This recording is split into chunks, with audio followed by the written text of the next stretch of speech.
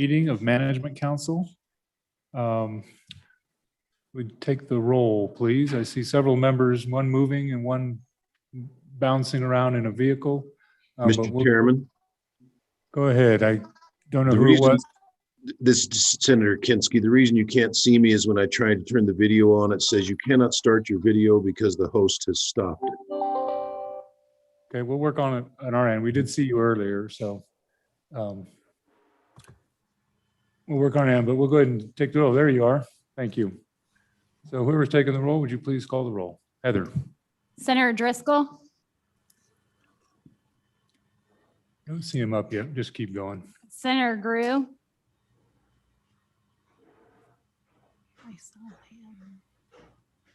Senator Hicks, Here. Senator Kinski, Here. Senator Rothfuss, Representative Connolly.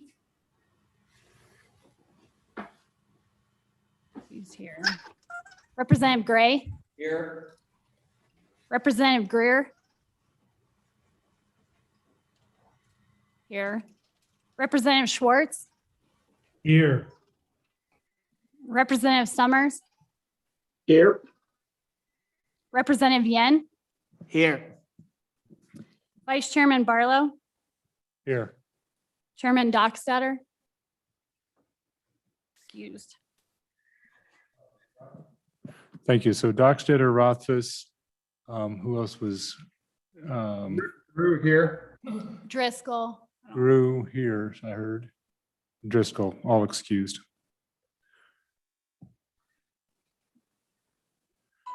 I would make a note that I see some of our attire is kind of casual for this meeting.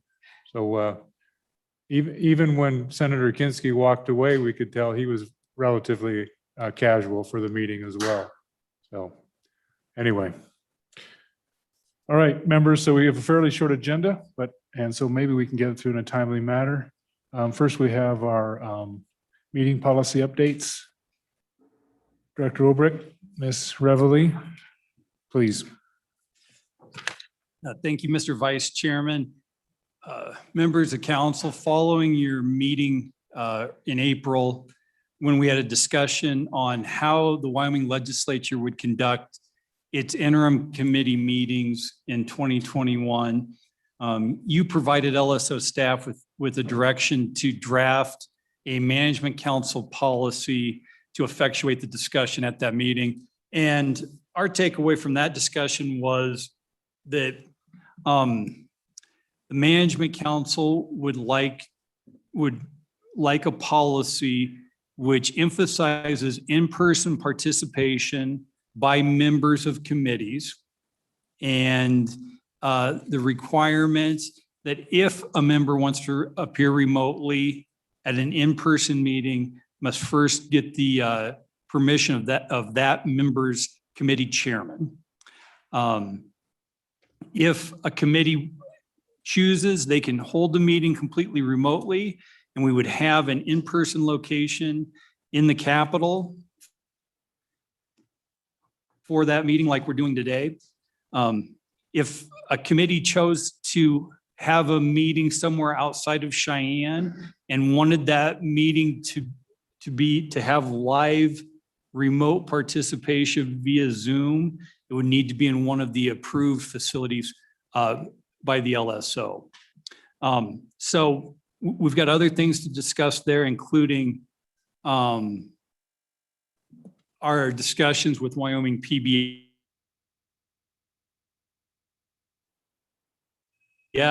and around the state. But first, Mr. Vice Chairman, if it's okay with you, Tamara can walk through the remote meeting draft policy, and then also the various cleanups to the other LSO or the other management council policies that need to be made to conform to this new policy.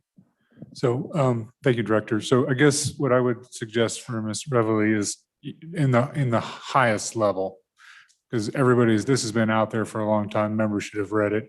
We do have folks from the public who may want to comment on it. So at the highest level, you can just highlight things as you go, and then we'll take questions from the committee and we'll go to public comment. So And we'll just do them one at a time, like 21-101. Is that fair? Just do one policy at a time? Sure, That's your Mr. plan? Chairman. All right, thank you. Please Let's start. proceed. Just like with working a bill draft with the new policy, we did identify 6 existing policies that either need to be addressed slightly or repealed or removed from the books. So we'll start with the new one, 2101. It's all in red and underlined because it's a new policy, but it's based on old policy. Tried to incorporate as much as the existing policies for video conferences into this policy, but account for our new technology and the directives Management Council provided. So jumping right in to page 1, we have 2 sections of this policy. The first governs interim meetings and the second governs session meetings. And for interim meetings, we begin with the standard that Matt articulated, that if a legislative committee wants to meet during the interim and include remote participation, it needs to be in a meeting that's held at an approved facility. And we define approved facility on page 3 to mean a facility determined by LSO is equipped with appropriate audio, visual, and information technology equipment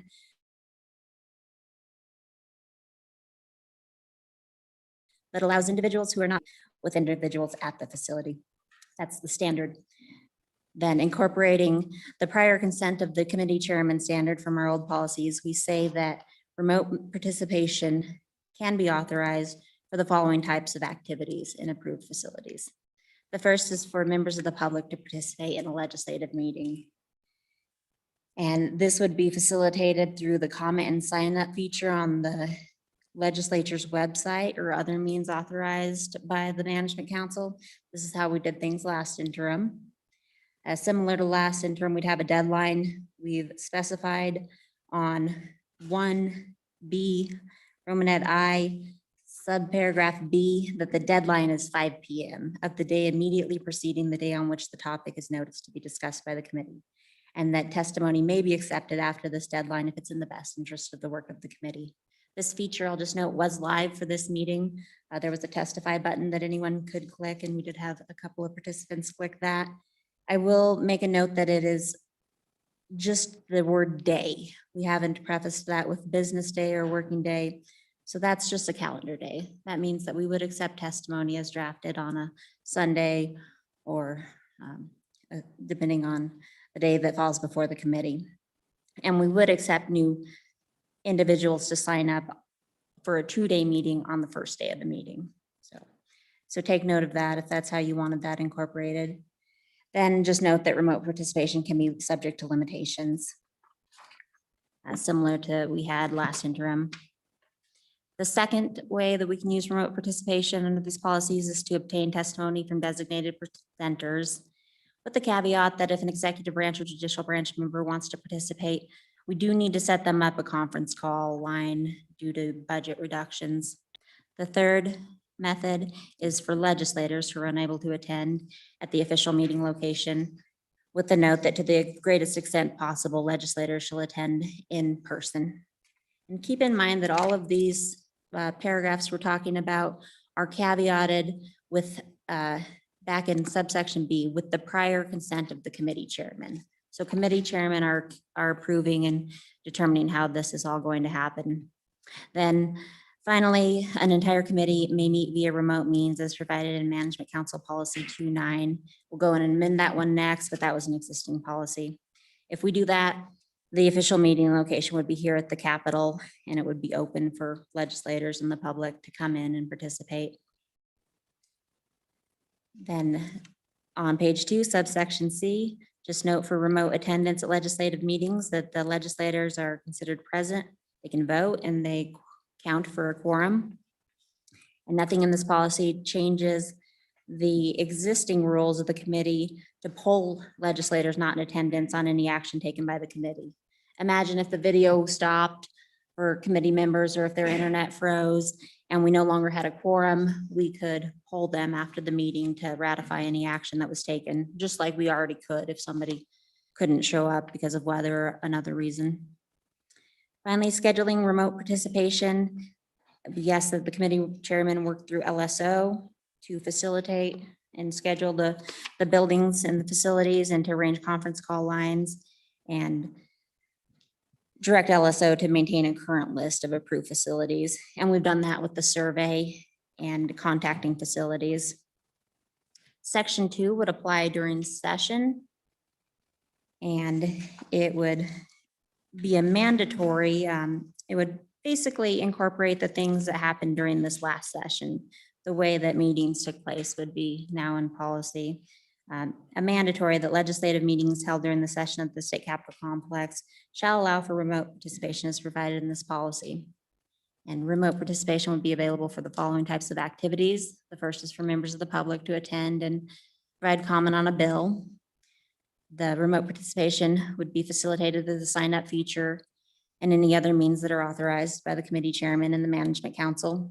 Remote public participation would be subject to limitations as always, depending on the needs of the committee chairman and time allowed. Could also be used to obtain testimony from designated presenters on a bill that's assigned to a committee and for Senate confirmation conferees with prospective appointees. We have disclaimers that are throughout all of the policies that LSO cannot guarantee connectivity between participants, and participants must recognize problems with equipment, connectivity, and scheduling may arise when participating remotely in a legislative meeting. And any failure for individuals to participate remotely shall not invalidate any of the committee's actions at a meeting. Section 4 is the definition policy. We've already discussed the approved facility definition. Another important definition is legislative committee, and this is taken from existing policy, and it means any standing committee, joint interim committee, select committee, joint conference committee, task force, subcommittee, council, commissioner group at which one member, one legislator serves as the voting member. This does include the addition of joint conference committees from the existing definition. And this is probably a bit broad. We've had a couple of weeks now internally at LSO to review this. And we've discussed that we probably want to limit this to legislative committees that are staffed by our LSO staff or potentially our session staff. So that's one change that we'd ask you to consider. And finally, remote participation is just defined to mean the ability to participate in a live legislative meeting or event via video conferencing, audio conferencing, chat, webinar, or other electronic means. This is the new policy. We can jump into our amendments to existing policies, or you'd like to work this one. Mr. Everly, since this is all new language or all new policy, let's actually take questions on this one first before we go on to those others, because they're actually fairly small. So I'm going to start with Representative Gray, and let's actually try to go top to bottom. So page one, or anything on the interim. Let's go with the, I guess it's A, right? Interim, A and B, interim, remote participation interim. Representative Gray.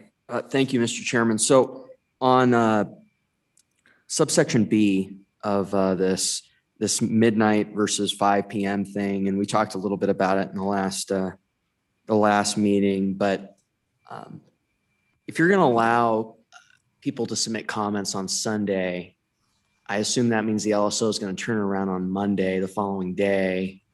Why can't we just have it midnight every single day? I mean, to me, I think it adds in people getting home from work the day before. You know, I think it increases the access. So, you know, if we're going to do the Sunday, I think, you know, it's probably not going to turn around until Monday anyway, right? Someone's going to come in early, right? So anyway, that's my question. So Representative Gray, I want to be clear. You're talking about providing comments, or are you talking about signing up for the ability to testify?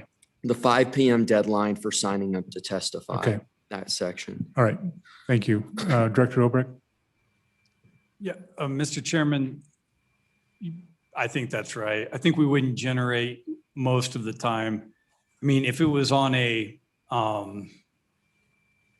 Wednesday meeting, we'd generate the report 5 o'clock, 5:15 on Tuesday night.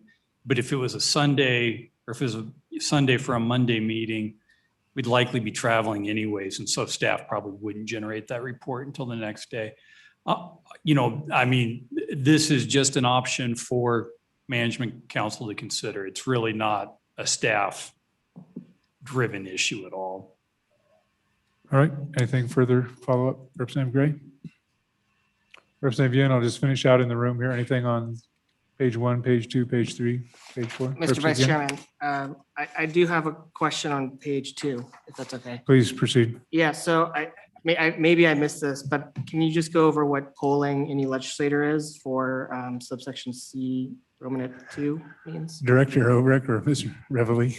You bet I can take that one. And if I mess it up, Legislative Counsel Reveille can correct me. Mr. Vice Chairman and Representative Yen, what that is we were using existing sample interim committee rules to try to effectuate the possibility that a meeting such as today, that where we've got an in-person component, but also a remote component. If that remote component was to fail during the meeting and there wasn't a quorum anymore at the in-person location, that the in-person location could continue and take action so long as the remaining members of the committee were polled on whatever that action was, and would need a majority of the committee to ratify that action. And that's actually in your sample interim committee rules, that are attached to the joint rules of the House and Senate, where I think it's the snowstorm thing. You've got a snowstorm in Rock Springs and people can make it from the west, but they can't make it from the east. So you don't have a quorum, but people took time off work. They're there, they're ready for public comment. That less than a quorum can act at a meeting so long as the remaining members are polled. Thank you, Mr. Vice Chair. Representative Gray, you want to follow up on that?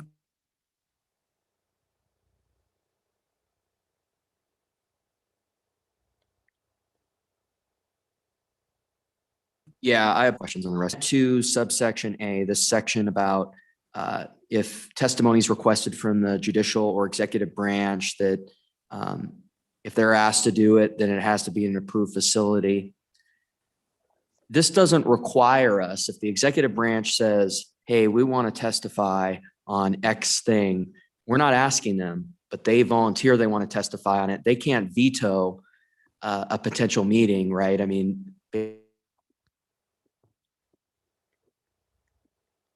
based on them voluntarily wanting to testify, fire them to do it or Right. ask them. Right, yeah. Mr. Vice Chairman, Please Representative proceed. Gray, you hit the nail on the head there. Okay. This is if it's a committee request Okay. for an executive or judicial branch. And this is just in recognition of the executive branch travel budgets have been cut, and there's not the money in a lot of agency budgets to travel to committee meetings. But even in that, all we require is a conference phone. So if somebody can just dial in to the meeting, we don't need Zoom for that either. So you could still have a meeting in a place where it wouldn't be compatible with Zoom, but if you had a conference call to allow executive branch folks to come into it and participate that way. Okay, follow up, Representative Gray. Yeah, I would. I'm Mr. Chairman, Director Obrecht. I mean, with all due respect, don't you think we need some language in there? I mean, the way this reads right now, it says, hey, we request the agency and they say no, we got to do it in an approved facility. That's what it says. So if conference calling is sort of a medium ground option for them, I think we could add in a sentence that maybe would say, hey, we don't have to do it in an approved facility if they are willing to do it over conference call. I mean, that's what the plain language means. I mean, maybe it doesn't work out that way, but that's my question. Well, Go ahead, Mr. Chairman, Director. Representative Gray, I think it does. It's in an approved facility that allows at a minimum for testimony via conference call. Okay, further questions, Representative Gray? Yeah, thank you, Mr. Chairman. So the quorum question is a big change here. I mean, the remote participation is great, but I mean, the quorum, who knows how this plays out? You could have 2 people at an interim committee meeting now. And this is now, we're not just saying this is for this interim. I mean, this is in our permanent rules, correct? I mean, was there any consideration of maybe just doing it for one more interim that they could be part of the quorum? I mean, I think that we still want to incentivize having a majority of members there. In fact, more than that. That was the intent of what we talked about. Was there any consideration on that? Director Obrecht. So, Mr. Chairman, I think it's a good question. I think the important thing to keep in mind that all of this is at the committee chairman discretion.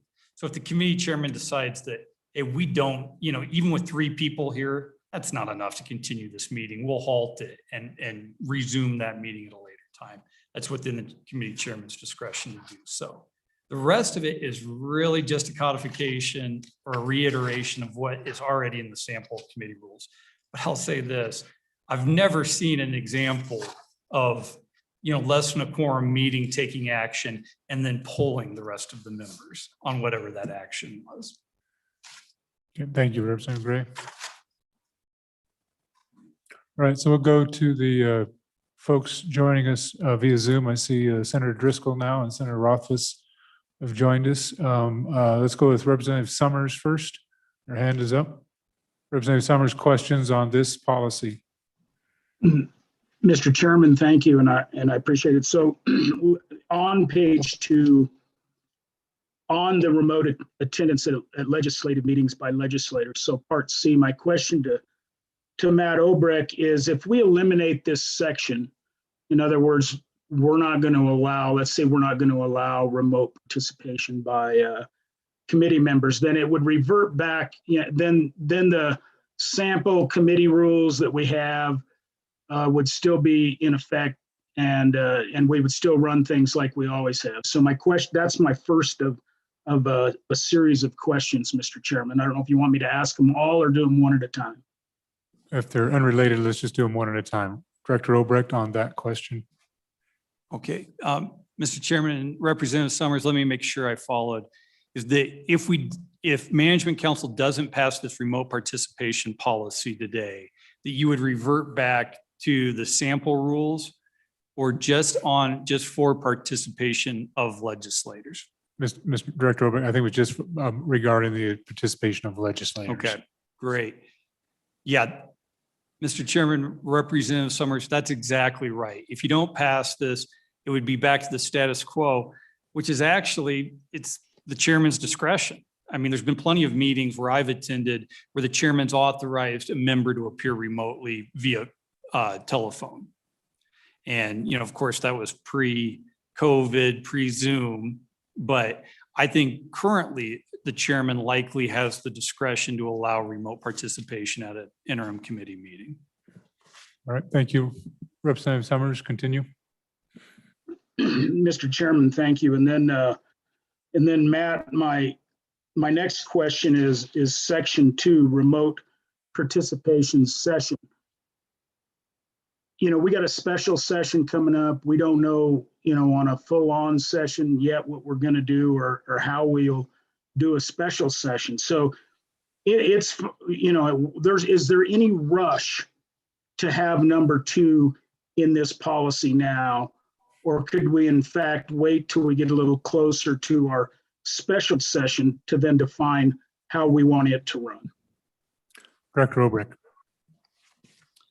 Mr. Chairman and Representative Summers, no rush. The reason we did it today or put it in front of you for your consideration, because it's sure easier to take out than it would be to draft on the fly if you wanted it in there. And also, when we looked back through the existing policies, there is a live streaming policy, Management Council policy for session. So we thought it better to conform interim and session to the new policy and delete or strike the old ones, but really at the discretion of council and no rush that I can see to do it today. Anything further, Representative Summers? Mr. Chairman, I have one more question, and it goes back to page 1. And the question is for Matt. I think the public participation piece is probably going to be the most hotly debated. And one of the things that I've heard repeatedly from some of the chairs on the House side is the concern that if we don't have some throttle on who comes in and when they come in, then we can get all manner of out-of-state people coming in at one, kind of flooding in. So my question is there a way, if we wanted to let people just do it like we did during session, only can we forbid out-of-state participants unless they're okayed by unless they're okay, perhaps by a rule like this on a sign up and then approved by the chairman. In other words, so we don't get a whole variety of out-of-state interests kind of plugging up the works, so to speak. So I'll just be frank and honest and ask the question. Director Obrecht. Mr. Chairman, I guess I would answer that question by saying, I am not aware of any constitutional right that the public has to testify at a public meeting, at a meeting of the legislature. In fact, Congress doesn't allow public testimony at their meetings. So, with that being said, any sort of policy that would grant access based on a person's location would have to be considered thoroughly before adoption. That would be my advice. But a committee chairman retains discretion on how to conduct their meeting. And I just turn your attention to page in your booklet or the handout, the second handout that's got the registration information for the public to sign up over Zoom webinar. And one of the required fields is what city and town you are current or you're from when you're signing up to testify. Okay, thank you. Representative Schwartz. Thank you, Mr. Speaker. One, just to comment on the majority floor leader's question about residency, we could charge a fee to out-of-state commenters, and that would be a revenue stream that we haven't pursued to date. But I'll leave that to the committee to decide. My question was more, when I started looking at this, I assumed remote participation and approved facilities was an effort to maintain what we've been doing during the interim to date, which are essentially YouTube, Zoom type remote participation.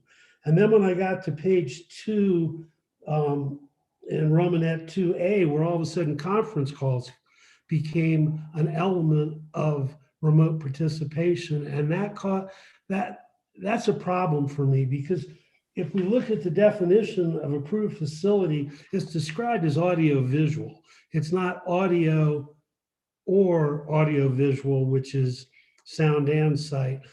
And I have a problem with the conference call component. It's a far inferior means of testifying before a committee. And even for our executive branch to say it's appropriate for them to use conference call instead of audio and visual bothers me. So I'm wondering what the actual definition in that approved facility constitutes. Does it mean they can enable Zoom YouTube, or is it include only conference calls?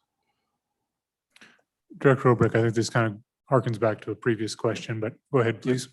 You bet. And Mr. Vice Chairman and Representative Schwartz, first, I guess maybe at a high level, I would say that what this policy attempts to do is 3 things: is allow remote participation via Zoom for the public to the greatest extent possible, given the limited IT infrastructure and physical space limitations in various meeting spaces around the state. Okay. And I think I would just remind council that I'm only aware of one other Western legislature that meets anywhere else but their state capital for their interim committees, and that's in New Mexico. And I don't know that New Mexico has Zoom meetings anywhere else if they don't meet in Santa Fe. So what we're doing here is pretty revolutionary, or at least untested level of public participation at our interim committee meetings. And so my understanding from council's discussion was that you wanted to have remote participation via Zoom and in many locations as you could around the state, but also allow chairman the discretion to meet in other locations where LSO did not believe that we could provide a Zoom feed. So that's what this policy tries to do.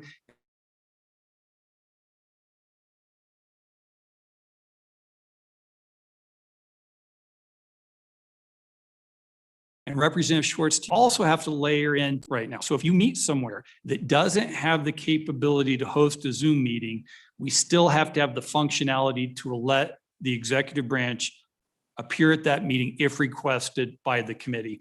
And that's where the telephone conference capability comes in, and only in that instance. Representative Schwartz, anything further? And we'll go to Senator Kinsky. Just a comment, if I may, Mr. Speaker, that's how I understood it once I read it.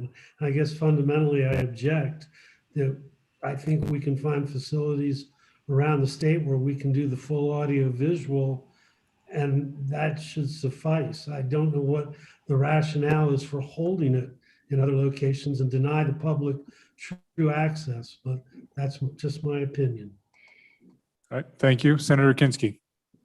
Thank you. Thank you, Mr. Chairman. And just a quick follow-up on Representative Schwartz's comment. I took the survey that Heather sent out, and I sent that out to City Hall, local colleges, local organizations, the chamber, asking them to look at that criteria and see if there are other locations that they thought might come close to fulfilling it. And I'm starting to get some of those surveys back. Mr. Chairman, for Mr. Obrecht, following up on Representative Summers' concern about the agenda being jammed on public comment, I just want to test my understanding. On page 1, you have at the very bottom subparagraphs B and C. Correct me if I'm wrong, Matt, but I think those sort of represent a restatement of existing policy. So in other words, if I understand it, the chairman has the discretion to say, I've got 30 minutes for public comment. We've got 40 people signed up. Obviously, we can't take them all. I'm going to give 10 minutes each to the, say WHAM and the County Commissioners Association. And then from everybody who's submitted, I'm going to pick another X number of people and give them so many minutes each. And I'd ask everybody else to submit by follow-up written testimony to the committee. A chairman has the discretion to do that sort of thing, doesn't she or he?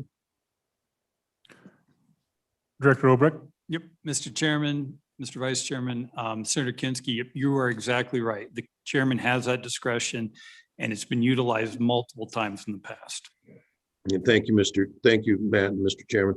So, Mr. Chairman, another quick question. I heard in the opening presentation that Mr. Obrecht said something about for a legislator to participate remotely, it would require the chairman's approval. And I may have misunderstood. If that's incorrect, tell me so, because I see on page 2 where it just says, to the greatest extent possible, legislators shall attend in person. It's not a mandate that they shall. If I misunderstood what Mr. Obrecht said, let me know. Does it require a committee chairman's consent for a member to participate remotely? I understand it would be a courtesy to call the chairman and ask, but is it required? So Senator Kinsky, I'll just direct you to page 1, number 1B. 1B is the what Director Obrecht stated earlier about requiring the chairman's consent. Mr. Chairman, Please Mr. proceed. Chairman, thank you. And I read that, and I'm not seeing that applying to individual members. It actually relates to my next question, which is, and I'm jumping ahead of myself. I read this to say a chairman can just say, we're just not going to have any remote participation at all, period. And I want to make sure if my understanding of that is correct. I don't read B to say that an individual legislature has to get permission to participate remotely. Director Obrecht, you want to walk through that? Yep, Mr. Chairman, and Senator, they do B with the prior consent of the committee chairman modifies paragraphs 1, 2, 3, and 4 onto page 2, and paragraph 3 is talking about legislators attending a meeting remotely. And Mr. Chairman, I understand your confusion. We put A in paragraph 3A as a policy statement of the Management Council to support chairman, where the overarching desire is to have members appear at live meetings in person. Senator Kinsky, follow up? Yes, so if I understand it now, reading B in that context, the chairman could say, I'm going to allow my members to participate remotely, but I won't allow the public to participate remotely. Can they pick and choose? Director Obrecht. Yep, Mr. Chairman, they can. Okay, All right, so I have anything further, Senator Kinsky? quick one. Page 2, subparagraph Romanet 4 at the top. An entire committee may meet remotely, but they've got to meet in one of the Capitol complex rooms. Is that just a technological limitation, Matt? Director Obrecht. Yep, yep, Mr. Chairman, Senator, that's a great, thanks for pointing that out. What that was is that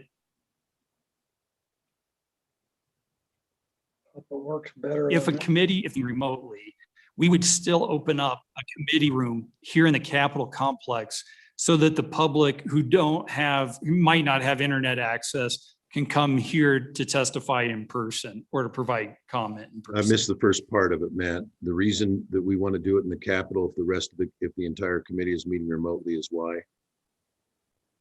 Go ahead. Mr. Chairman, just to provide the executive branch and the public a place to come testify Okay, in person I got you. if they don't have internet access. Thank you. All right, we'll go with, thank you. We'll go with Representative Greer and then Representative Guru. Greer, then Guru. Thank you, Mr. Speaker. Folks, this, Senator, what's that? please proceed. So can Representative you, Greer. okay, thank you, Mr. Speaker. One, I think I want to point out, I think we should just focus on the interim right now and not worry about any potential special session or deal with the regular or the budget session we go forward. So I want to just speak to the interim itself. And I think we have to remember where we come from and how far we've moved, and we need to think our way through this and do it appropriately. It was nothing more than 3 years ago where if you wanted to know what happened in an interim meeting, you had to travel to the location of the meeting and watch the meeting itself. And if you wanted to participate, that's exactly what you needed to do. If you were a legislator, you had to be at the meeting, or you were absent or excused, depending upon the chairman. We moved forward with live streaming through the help of PBS and then other technology, a lot of committee meetings, and that was useful. That was a good step forward. It provided more of the public to be able to see what we were doing. And then as we moved into the pandemic situation that we started with this Zoom and this remote participation out of necessity, the issue you run into as a chairman is being able to manage a committee and being able to manage your time. The interim is a time where each committee should be taking topics that were assigned by this council and working those topics. And in order to do that effectively, a chairman has to be able to actually map out how the discussion would go, the pros and cons, and get the right people lined up to be able to testify, and then also manage the time. Because committees that run till 6, 7, 8, 9 o'clock at night are not productive for anybody. And so, I try to balance what I hear about if a meeting's in Cheyenne or Laramie or Casper and someone is 4, 5, 6, even 7 hours away, being able to come and testify is a good thing. I don't think there's anything negative about it, but you also have to go back to the responsibilities and the duties that lay with the chairman to be able to manage a committee. And one is, I don't think legislators, absent a health issue, should be able to testify or participate remotely. They need to be there. Okay, so that's my strong opinion on that. Two, with respect to the public, I think I think I can live with a fine to have the public, and when I say the public, I'm speaking in terms of, you know, John and Sally Q public, who have something to say on a particular issue to be able to, but we need to know who that person is well in advance of the meeting. And 5 o'clock the night before doesn't cut it, because you're setting timeframes on the agenda. We have agencies, we have other people who show up to be able to participate.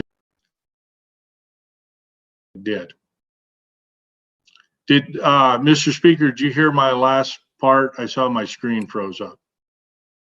Yeah, you froze up just for a moment about public showing, you were talking about the 5 o'clock sign Yeah. up time. So proceed. Yeah, so I think that sign up time was 72 hours before the meeting. That would give the chairman the ability to say, look, I've got, you know, so we kind of work through the governor's office, agencies, or the organizations, WHAM, as was mentioned earlier, the county commissioners, and then we move into those for or against, or however the chairman managed that, to know that there are 5 or 6 people, 10 or 20 people who wish to testify on a particular issue in advance of the meeting so that we can plan accordingly. So we need to have these considerations in mind. So one of the things Senator Anderson, Chairman Anderson, and I have been complimented on is the fact that we manage a committee to get done by 5 o'clock on the day. We don't drag the committee out. People who who are there to testify know we stay on agenda and it's productive. So we have to have a set of rules that allows that. Now, so we say we leave these things at the chairman's discretion. Well, that's fine. But some chairmen are going to be very open and allow whatever to occur, and others aren't. And then those that aren't are going to be branded as not being interested in hearing what the public has to say, and you're putting those chairmen in a bad position. So these are the policy considerations we need to have in hand as we move forward. And so again, I would, looking at what Mr. Olbricht's put together, I would, one, say legislators need to be at the meetings unless the chairman decide in a first meeting with an interim is not a bad time to have just a Zoom meeting because it's more informational than working the bill. But anyway, the legislators need to be there absent a health issue in person to participate. And then two, if we're going to allow public testimony via Zoom or remotely, we need to have a greater time period in order to manage what happens within the meeting. So I'll leave you with those comments. All right, thank you very much. Senator Guru, former representative, now Senator Guru.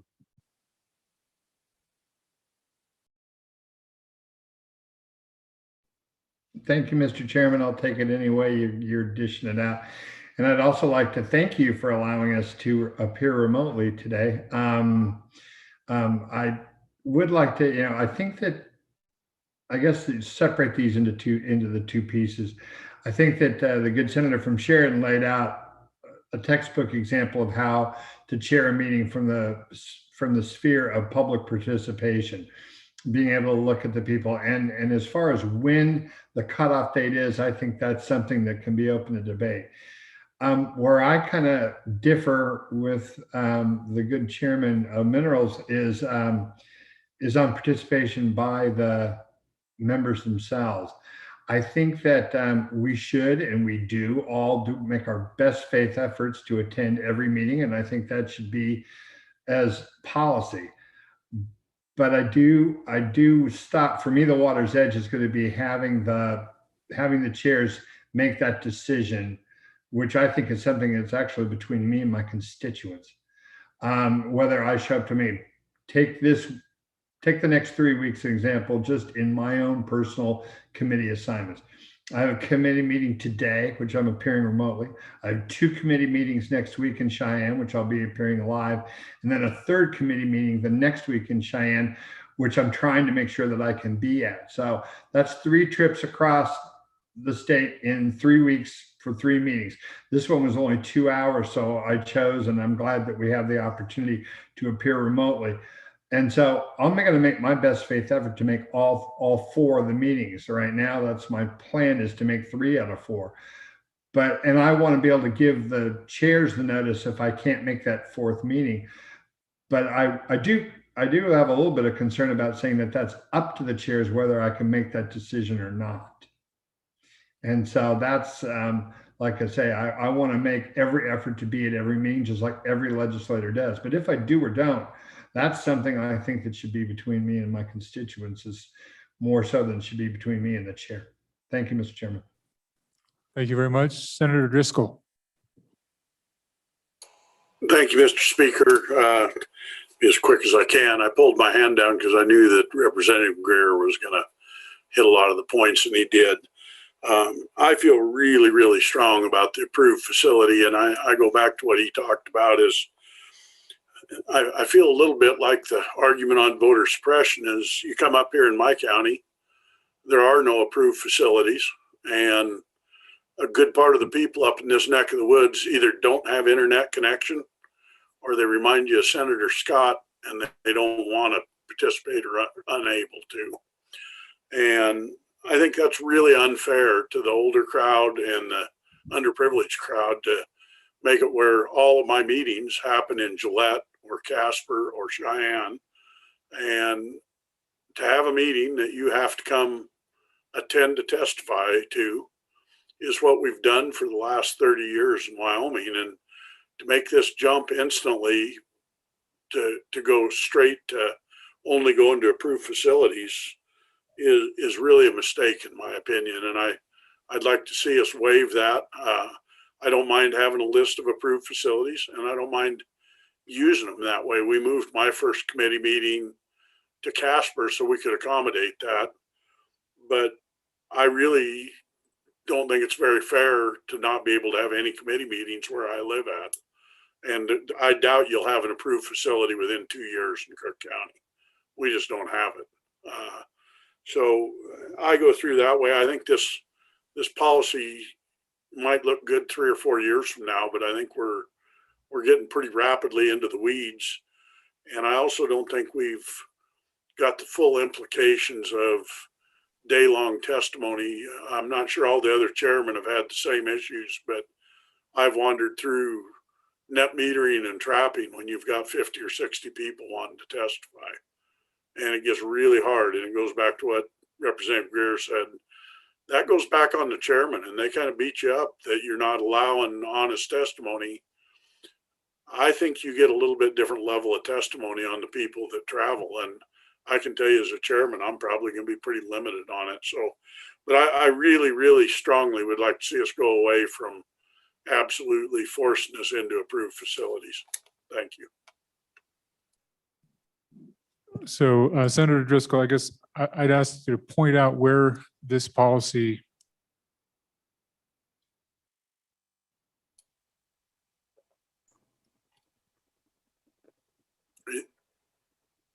requires, which you're an approved facility, then you're not allowing that remote participation. But if you see something that's written in it that you think requires that approved facility, let us know. And I'll let Director Obrecht speak, and then we'll come back to you. Thank you, Director. Yeah, Mr. Chairman, thanks. And Senator, just to clarify, that the chairman retained the discretion to decide where to hold a meeting in the state. There are some requirements, ADA accessibility, some other things that are outside of this policy. But the only reason we talk about approved facilities in here is so that everyone's on notice. If it's not an approved facility, we can't have a Zoom-based remote participation at that location. So certainly free to still meet in Crook or Weston counties without right now an approved facility in those counties. We just couldn't provide Zoom access to those meetings. And I'll just point out just for a moment, Senator, and the director is going to actually visit about what understanding we now have with PBS.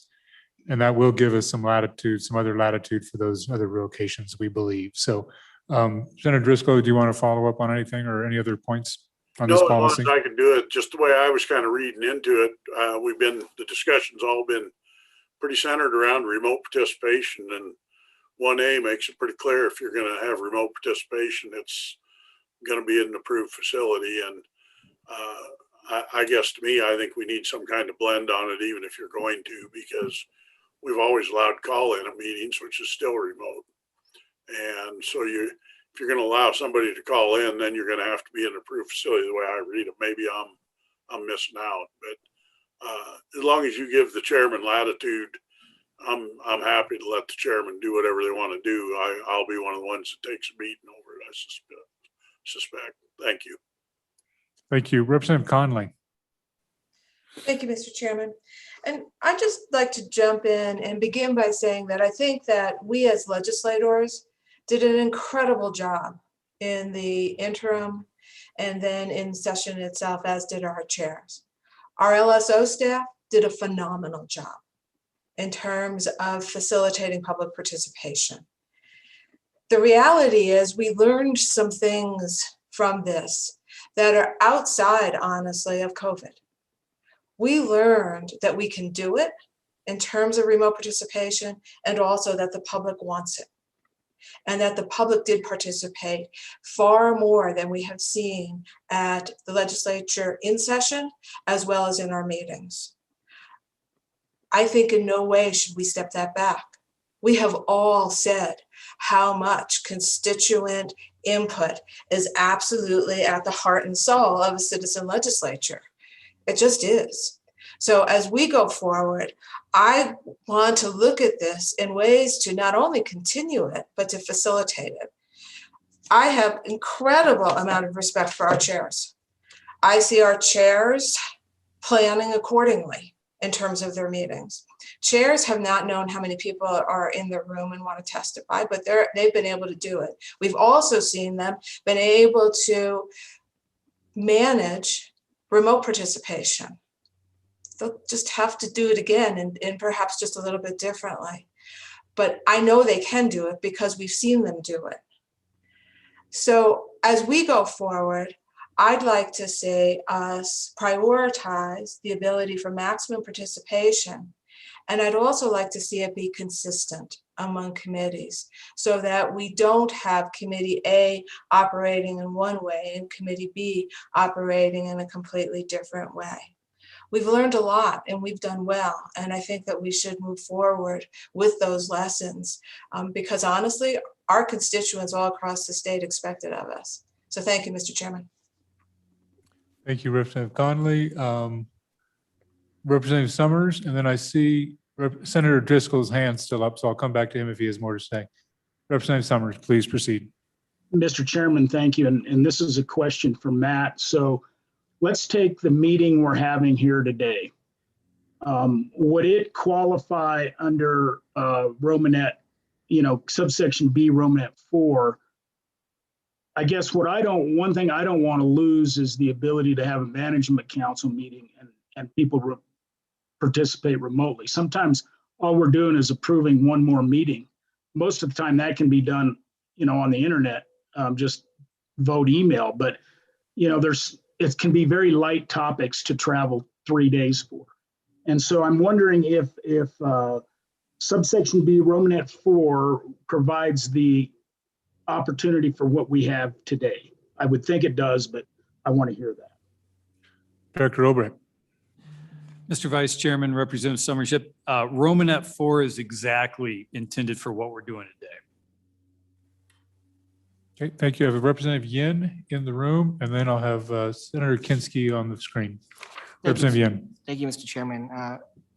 Director Obrecht, just maybe a little bit of a technical question, but so you were requesting for, on the definitions, a Romanet 2 legislative committee to be changed to committee staffed by LSO, and maybe can you outline a little bit of a difference of what the current definition would mean versus the definition that you would require? What's an example of a meeting that would be a legislative committee by the current definition, but wouldn't be a committee staffed by LSO?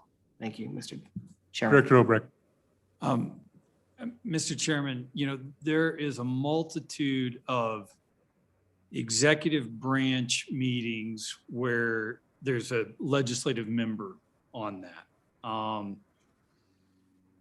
Wyoming Retirement Board, that we have liaisons, State Building Commission, various NCSL, CSG commissions, working groups for Department of Health, substance abuse, mental health that have members.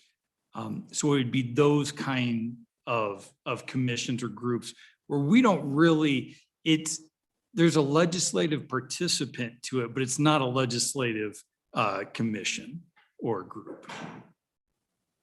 But we also want to be broad enough because, and Tamara and I were just talking about this before, we have things like the Capital Oversight Group, which obviously is a legislative executive branch joint thing that should, if it's a meeting here, have remote participation be treated. We treated it like a legislative committee in a lot of ways. The Efficiency Commission's another one that would be an example of one that was staffed by LSO and that would be broadcast and treated like an interim committee meeting. Thank you, Mr. Chairman. Senator Kinski.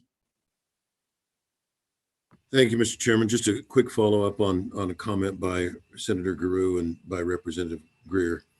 I'm with Senator Guru in terms of it should be the member's discretion whether to participate remotely or not, if there is a remote option at all for the meeting. I can't imagine this day and age any chairman's going to say, I'm going to hold a meeting, there will be no remote participation for anyone. In theory, it could happen under the rules. I don't see it happening in reality. And part of that relates to what Representative Greer was saying about how a chairman should organize things. If chairman would give me all the dates as far in advance as possible so I could get my life organized around those dates, then it makes a little bit more sense to mandate that I've got to find a day to get there and a day to get back. That rarely happens.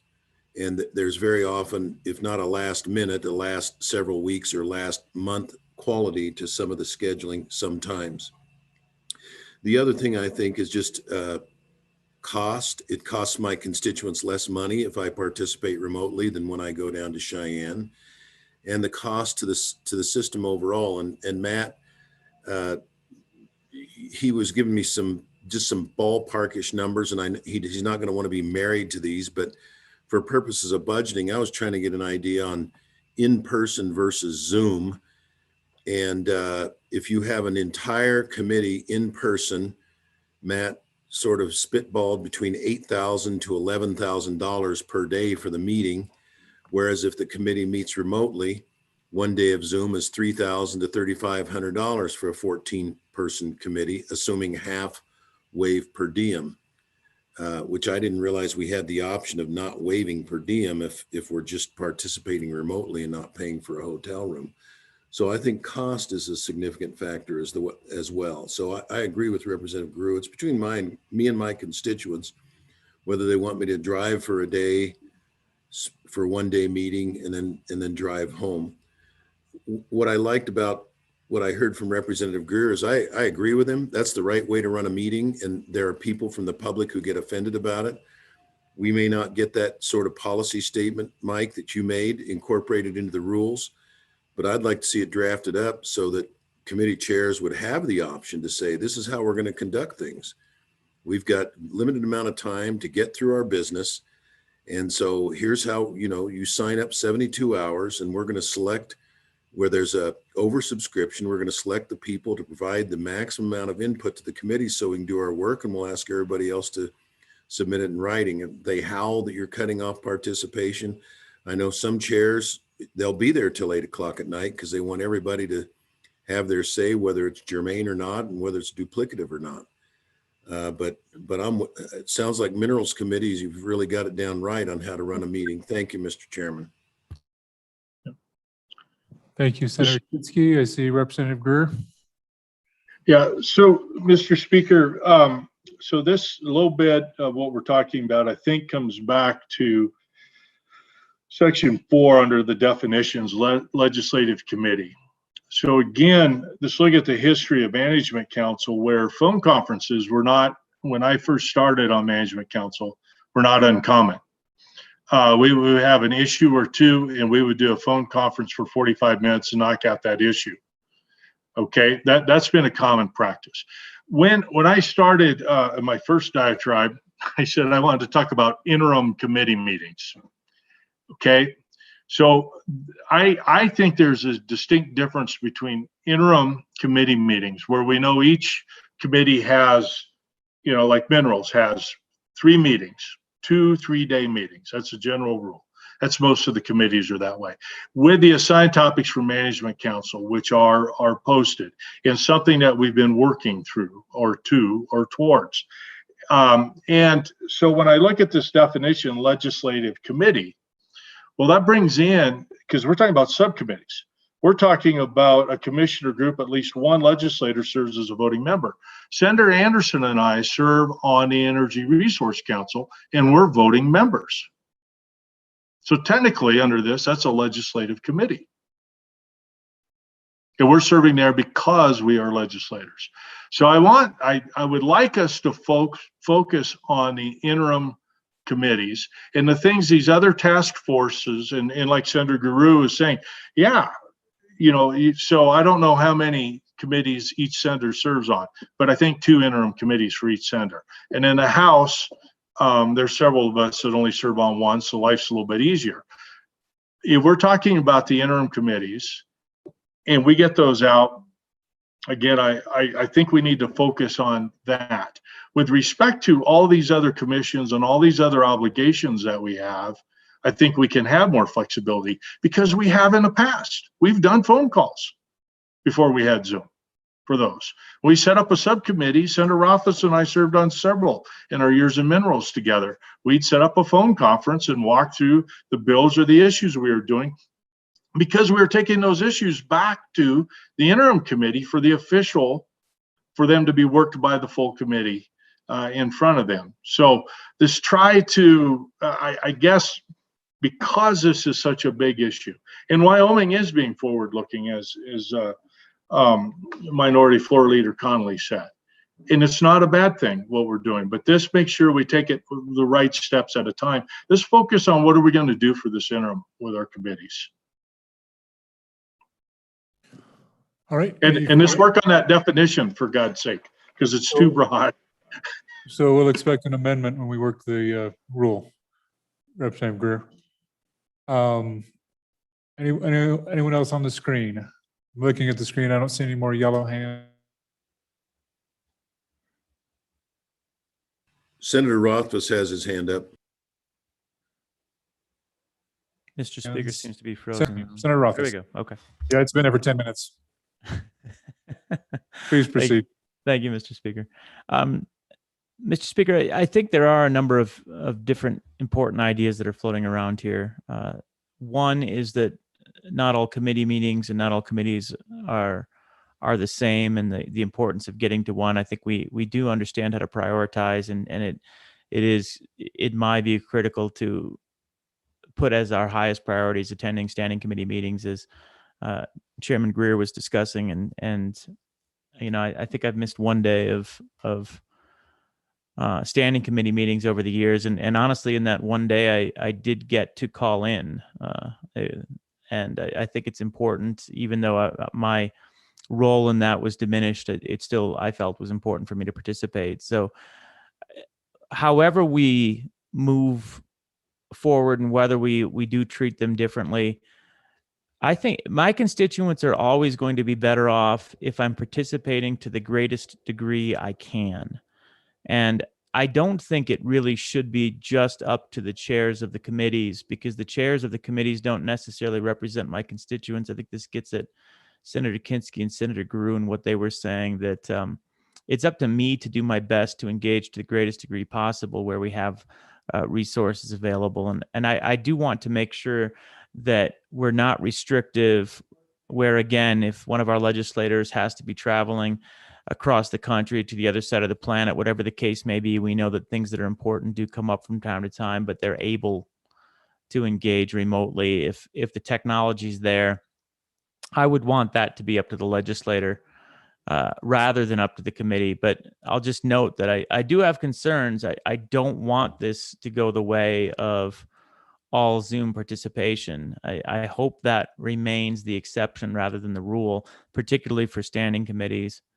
But I think we all do recognize that meetings like this, working group meetings, subcommittee meetings, we're actually much better off doing those and checking in for a 2-hour meeting remotely. And I think we're most of the way there on this draft. But I wanted to make sure that I expressed those concerns, that I want to make sure that if I've got conflicts and I can't be in 2 places at once, for example, that I'm able to do my best to fully participate in meetings and then prioritize on behalf of the people that I represent. Thank you, Mr. Speaker. Thank you, Senator Rothfuss. Anyone else on the screen? Anyone else in the room? Representative Gray. Thank you, Mr. Chairman. Couple questions, Director Obrecht. So, and these are directed towards legislative participation, these questions, not the remote participation piece. So a couple things here. So the way this reads is currently drafted. I'm a little confused because it has been said a couple times that the discretion still is with the chairman to determine whether a legislator can participate remotely. When I read C, Romanets 1 and 2, I don't read it that way. I read, and then you have the second situation, which is, what if it's a meeting that's not occurring with the remote option, which is up to the chairman, then the legislator cannot participate remotely. I guess that's just obvious. I mean, you don't have to make a statement there, but I just want to make that observation. But my first question, could you pinpoint that? And well, I'll do a follow-up on the second part. Thanks. Director Obrecht. So, Mr. Chairman and Representative Gray, just so I understand your question, you think that 1C gives legislators the discretion to determine on their own whether they attend a meeting remotely. So here's the purpose behind C1 is just to say that legislators who do attend remotely, that they shall be counted as part of the quorum and present for those purposes. So, but the determination of whether they get to appear remotely is made under 1B. Okay, So I don't read C1 as granting anyone an authority to decide whether to attend or not. It's just if they attend remotely, then they will be counted as part of the quorum and can take any other action. Okay. Okay. All right. Follow So, up? yeah. Representative Gray. Thank you, Mr. Chairman. So if we eliminate 1C, we revert to the old rules pre-COVID regarding legislative participation in interim committee meetings in regards to the quorum. So what happens? So 1B is still in place, so you can participate remotely if there's a remote option, but you could not be part of the quorum, but you could vote, correct? Is that, what was it pre-COVID? So It's Director Obrecht. good question, Mr. Chairman. When legislators were allowed to participate remotely pre-COVID, they were counted as part of the quorum and they were allowed to vote. This is just simply clarifying for everyone that issue's off the table. That if you're allowed to appear remotely, you are a member of the quorum and you can vote on any matter. Yeah, I don't think so, but it's just simply a matter of clarification for everyone. Okay, follow up, Speaker, please. can I follow up on that? Go ahead. Yeah, you can go. I have a separate item, so go ahead. Senator Rothfuss. Thank you. On that point, looking at C, though, there was a little bit of discussion on the Romanet 2 about polling any legislator not in attendance. And honestly, I'm still confused about that part of it. That doesn't seem like what we do now, although there was the snowstorm example. But the idea that, I mean, a legislator not in attendance doesn't just mean somebody attending virtually, because it actually says above that they're part of the quorum. So, and basically they are in attendance if they're virtual. This suggests that the chairman at their discretion could go back and query anyone that wasn't there at all for a motion, didn't participate, didn't hear testimony. At least that's the implication I read. So I'm curious what the intent of the Romanet 2 under C is. And thank you, Representative Gray, for allowing me that follow-up. And thank you, Mr. Speaker. Thank you. So members, you might find it interesting that most of this is already in our rules somewhere else. And this is actually a restatement of something that exists in rules. But Director Obrecht, go ahead. Okay, Mr. Chairman, and I do apologize for this because it's a provision in the sample rules that I've never seen implemented before. But the sample rules state and these are the sample rules that each committee works under unless they adopt different rules at their first meeting of the legislature. It states in C2 that notwithstanding any other provision of this subsection, less than a quorum of the joint interim committee may meet and transact business, provided the absent members are subsequently polled and asked to vote by written ballot on any action taken, and further provided the action taken at the meeting is thereby approved by a majority of the members of the full committee. Senator Rothfuss, did you want to follow up after that? Did I have that site right? Is it I do. Thank you, Mr. Speaker. And I guess I read this as saying more than that, because Yep. that's And under a circumstance where you do not have a quorum, business can be conducted and you can follow up with a query to poll legislators to make sure they support the decision of less than a quorum that did business. This seems to imply a much broader authority, and maybe the broader authority is actually implicit in the previous language, but I never contemplated that full authority to follow up with any legislators after the fact for their votes on actions of the committee was something that was in the rules. And honestly, I could have been misreading it, but. Director Obrecht?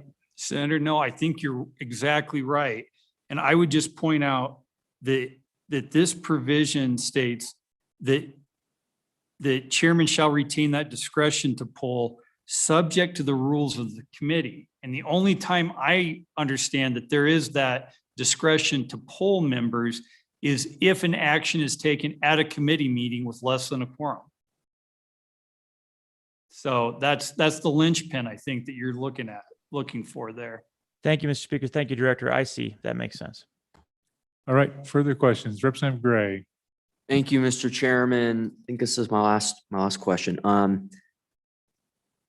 So we have this joint interim committee meeting location list. That's the approved list that is referred to multiple times in these rules, the approved facilities.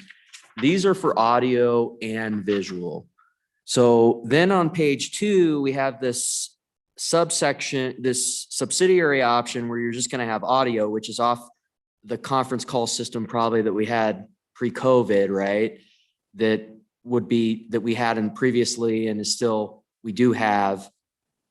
Is that just anywhere then? I mean, we're going to have a separate list for approved facility for testimony via conference call, because it seems like it says that it's an approved facility that allows at a minimum for testimony via conference call. Well, that's anywhere, right? Because we already have that set up, right? Yeah. Director? Yeah. Mr. Vice Chairman, Representative Gray, yeah, you're right. That's almost anywhere with a phone line that we can tap into. Yep. So for clarity's sake, to do with the approved facility definition, if we just struck approved out of that sentence and say a facility that allows at a minimum, that would take the, potentially take that Yeah. I think issue that's- away. I All think right. so. All right. Anyone else on the screen like to comment? On the screen. Remote participation, remote participants. If I got rid of you all now, we'd have to poll you later, so I'm not dumping you. Nobody on the screen? All right. So I think committee, because this is a very significant one, I'm gonna ask one question because I don't think, and then I think we're just gonna work this and we're gonna work it like a bill. Page 1, I'm gonna ask, well, we'll take public testimony first. My apologies. We'll take public testimony. But the one thing I want to to ask the director, Ms. Reveille, is this speaks to remote participation, which is different than actual streaming, live streaming. And even though we talk about a recording in another one of our things, it's not talking about live streaming. So is there a place where explicitly say that anything that we have the capacity to live stream, we shall do that. Director. Well, Mr. Chairman, we do get into that later on in the other policies. Okay, perfect. All right. Further questions?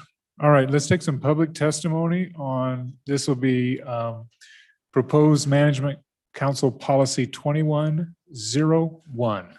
Mr. Brown, how are you? Good morning or good afternoon. Welcome. I'm well, Mr. Speaker. Thank you very much. Chris Brown, representing Wyoming Society of Association Executives. Mr. Chairman, we are a group of 41 trade associations representing most major industries across the state. And we do not typically direct lobby, but as the board chairman this year, our membership asked me to weigh in favor of maintaining virtual access and the ability to testify virtually through both the interim and through the general session.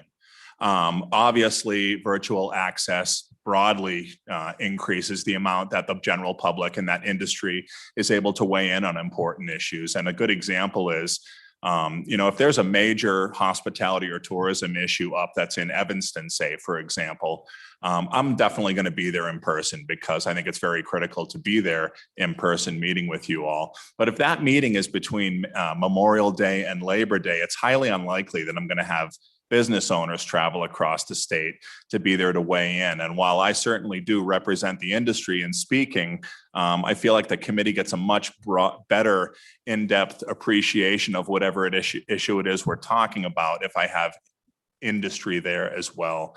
And so we hope that throughout the course of the interim, you will continue to maintain virtual access.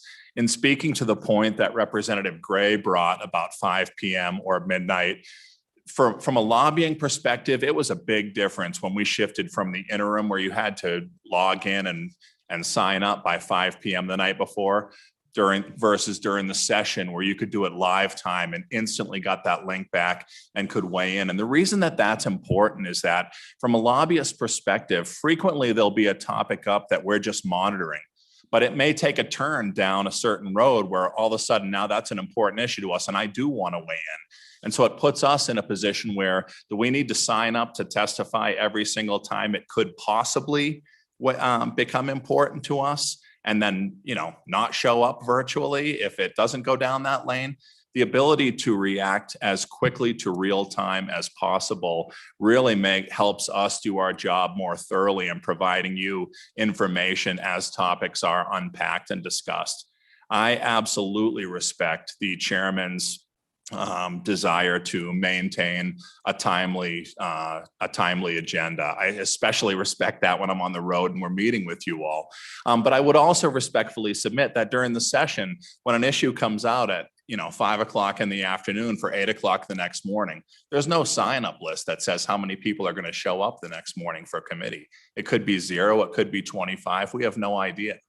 And so as close to real time as it was during the session throughout the interim from our perspective is the best case scenario.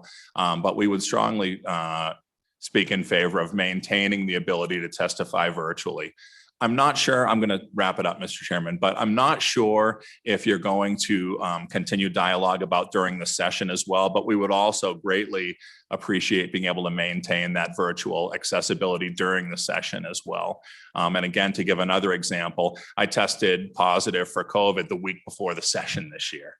And so 3 of the issues that were the most important to my clients came up that first week when I could not be here in person. But thankfully, I was able to weigh in committee virtually and be able to do my job still as well. And again, in that example of where issues come up late in the day for the next morning, if a big issue comes up at 5 o'clock for 8 o'clock the next morning, it's highly unlikely that I'm going to have restaurateurs and hoteliers driving down that night to be there. But I am able to reach out and get 2 or 3 of them to weigh in if it's an important issue the next morning. And so the more we are able to be inclusive and have more voices weighing in the process, I feel like the better product that's moving forward, Mr. Chairman. And we sincerely appreciate your time and happy to answer questions. Thank you, Mr. Brown. Any questions for Mr. Brown? Questions for Mr. Brown? I don't see any hands going up. Thank you very much, Chris. Thank you, Mr. Appreciate it. Anyone else from the public like to testify? Good afternoon. Good afternoon. Thank you, Mr. Chairman. Could you pull the microphone a little bit closer or move toward it? Thank you. Sweet. Thank you, Mr. Chairman. I'm Anastasia Marquise, and I'm the acting director for you and the members of the Management Council for your demonstrated commitment throughout 2020 and 2021 to public access and participation in the legislature's processes. Your efforts have ensured participation, and it has been exciting to see how many people across Wyoming have been able to engage with the legislature thanks to these decisions. In this spirit, and in the interest of maintaining transparency and public participation, we ask that you consider the following proposals to allow for greater access and further improve transparency for people all around the state. First, maintain the hybrid model for both the special and interim sessions. Second, ensure that all joint committees allow both in-person and virtual meeting options. We believe that these practices will benefit both legislators and Wyoming citizens. They will also help to foster public input, feedback, and comments. Thank you for your time and consideration of these requests. And thank you for your dedication and service on behalf of the citizens of Wyoming. Thank you, Mr. Chairman. I'd be happy to stand for any questions. Thank you very much. Any questions? Any questions for Ms. Marchese? Is that right? Marquise. Marchese, thank you. Any questions for Ms. Marchese? Thank you very much. Appreciate you being here. Anyone else? Anyone else?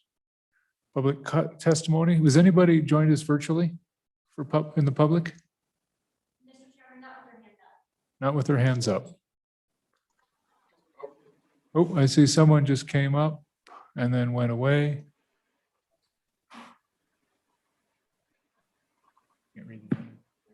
Oh, okay.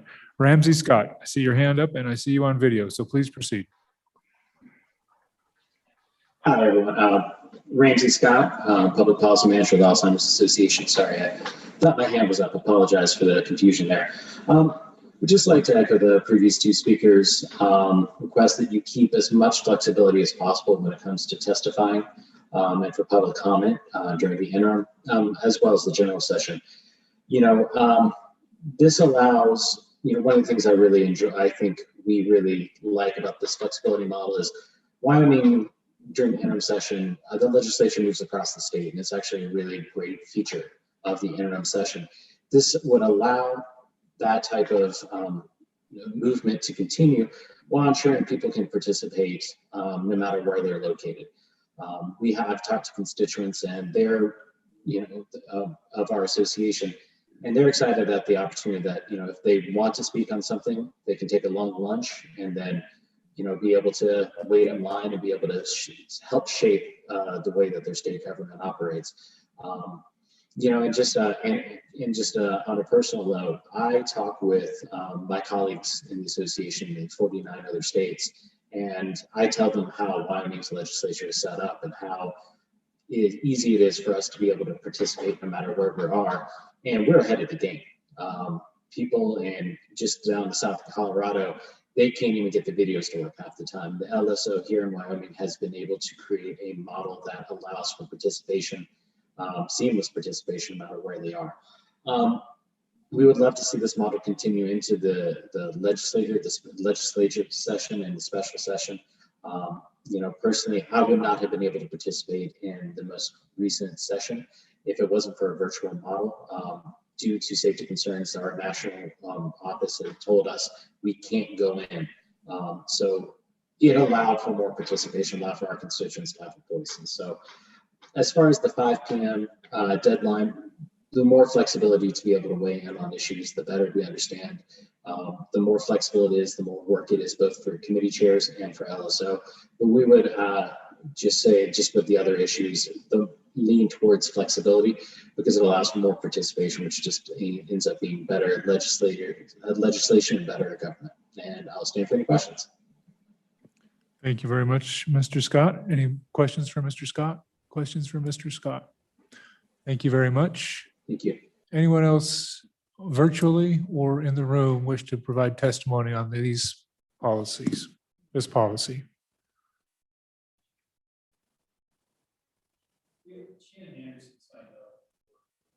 Ms. Anderson, are you in the waiting room or on the call and you'd like to provide testimony? She's not on?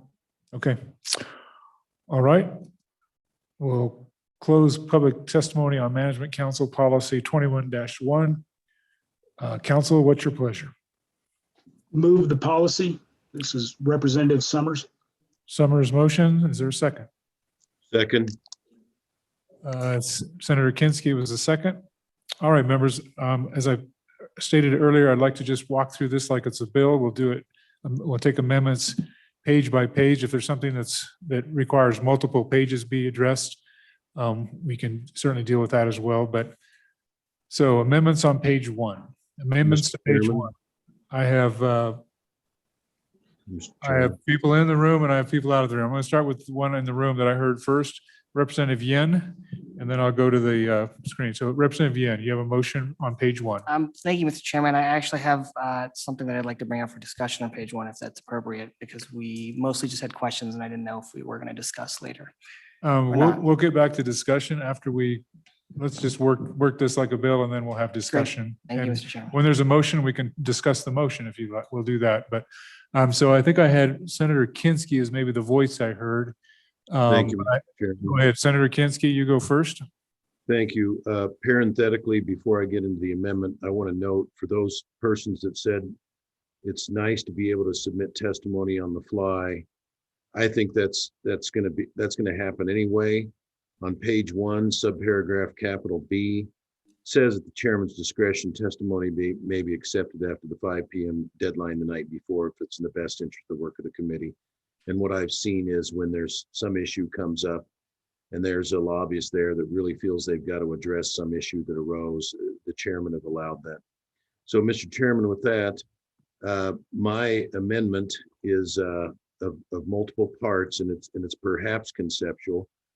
But what I would propose, my motion is as follows, and I hope staff can follow this, and I've got it right. But on page 1, under 1B, strike with prior consent of the committee chairman, capitalize the R, so it says remote participation, strike the may and say shall.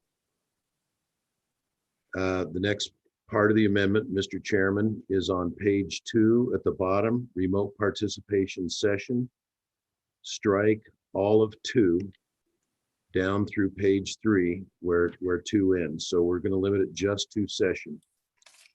And then on page 3 at the bottom, Romanet 2, legislative committee means strike standing committee and insert joint interim committee and strike the balance of the sentence. So the intent of this, Mr. Chairman, is to say we're going to narrow the scope of what we're trying to get our arms around here just to joint interim committees, as I think was suggested by Representative Greer.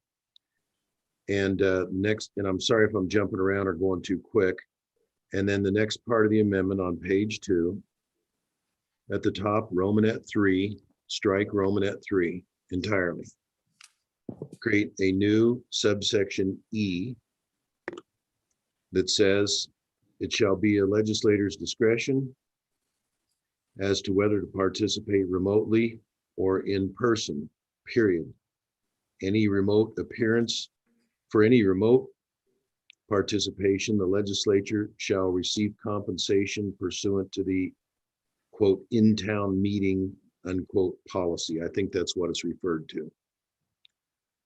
The legislator shall notify the chair and LSO staff as far in advance as is reasonable under the circumstance of the intent to participate remotely. And I know there's a lot there, Mr. Chairman, I'm happy to cover it again if you'd like, but it's sort of a hybrid of what I heard Representative Greer saying and as well as Senator Guru. Okay, so this was made as a single motion. I think I understood everything except the last component. So would you just give us the placement of the last component? This is with the legislator's discretion and the language again, so we can at least conceptually. That would be on page 2. Okay. You'll see you have C, D, and then we would insert an E because we've struck Romanet 3 above. Okay. So it'd be a new E. All right, and then that's the discretion language. Okay. Yeah. Thank you very much. And do we have a second on that motion? Second. Guru, second on the motion. All right.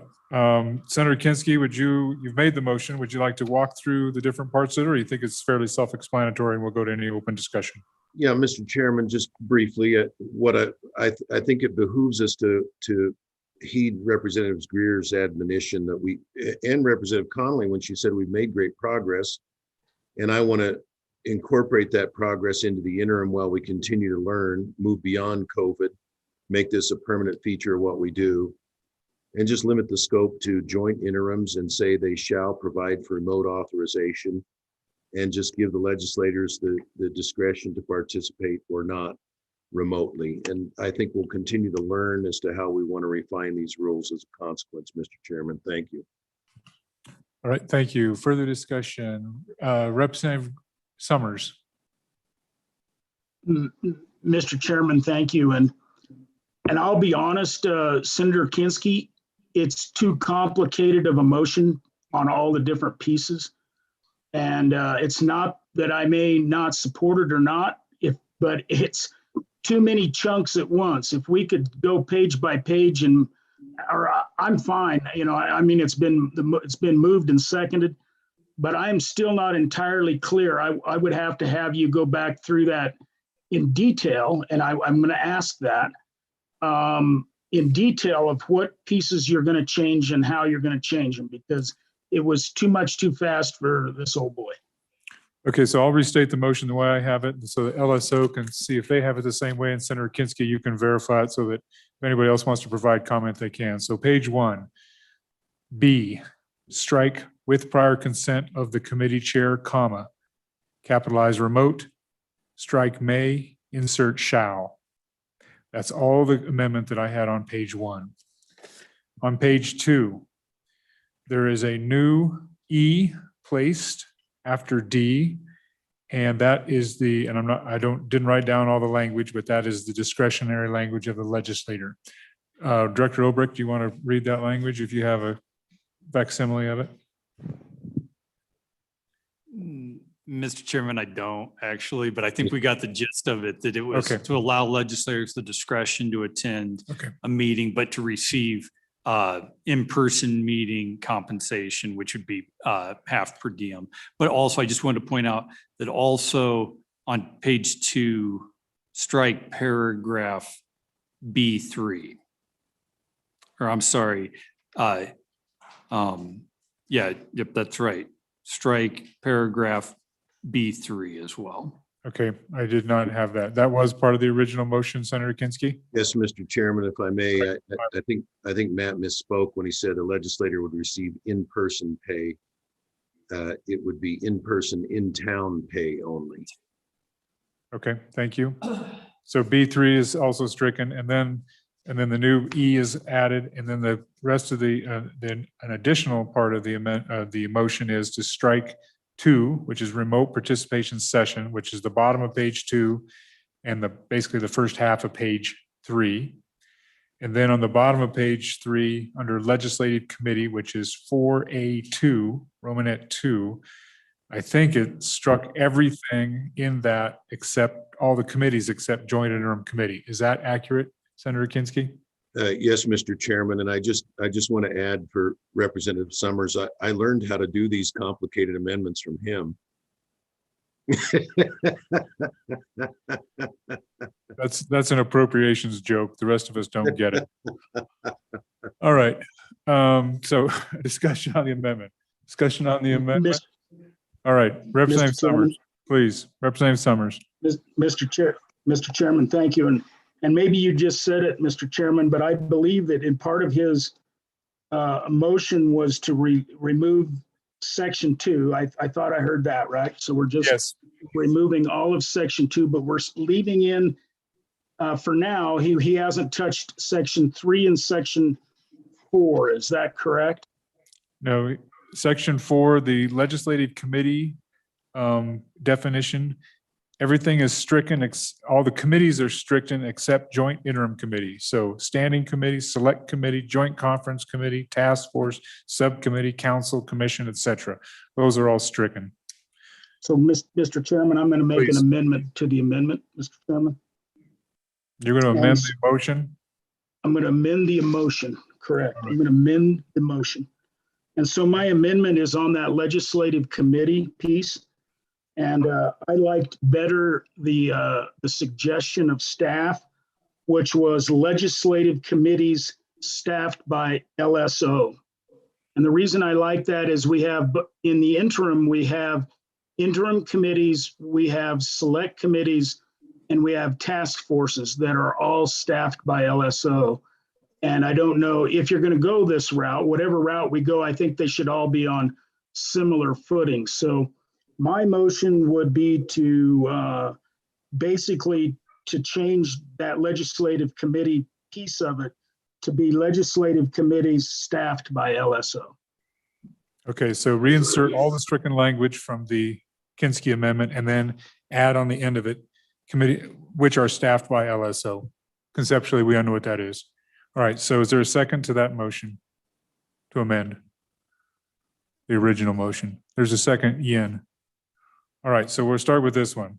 Any discussion on this motion? Senator Kinsky? Mr. Chairman, I guess I'd defer to Representative Greer. It was his conceptually that he suggested we limit it to joint interim, and I'll follow his lead. Anyone else want to talk to it? Chairman Greer? Yeah, Mr. Speaker. So, I'm torn here because I just think of how we used to do it. And we used to do all this at the chairman's discretion, and we'd have a discretion whether we were going to have a conference call. I would still think we'd have the discretion whether we're going to have a Zoom meeting instead when it's a 2-hour meeting or single topic. So now we're defining this, and there's always danger in doing so.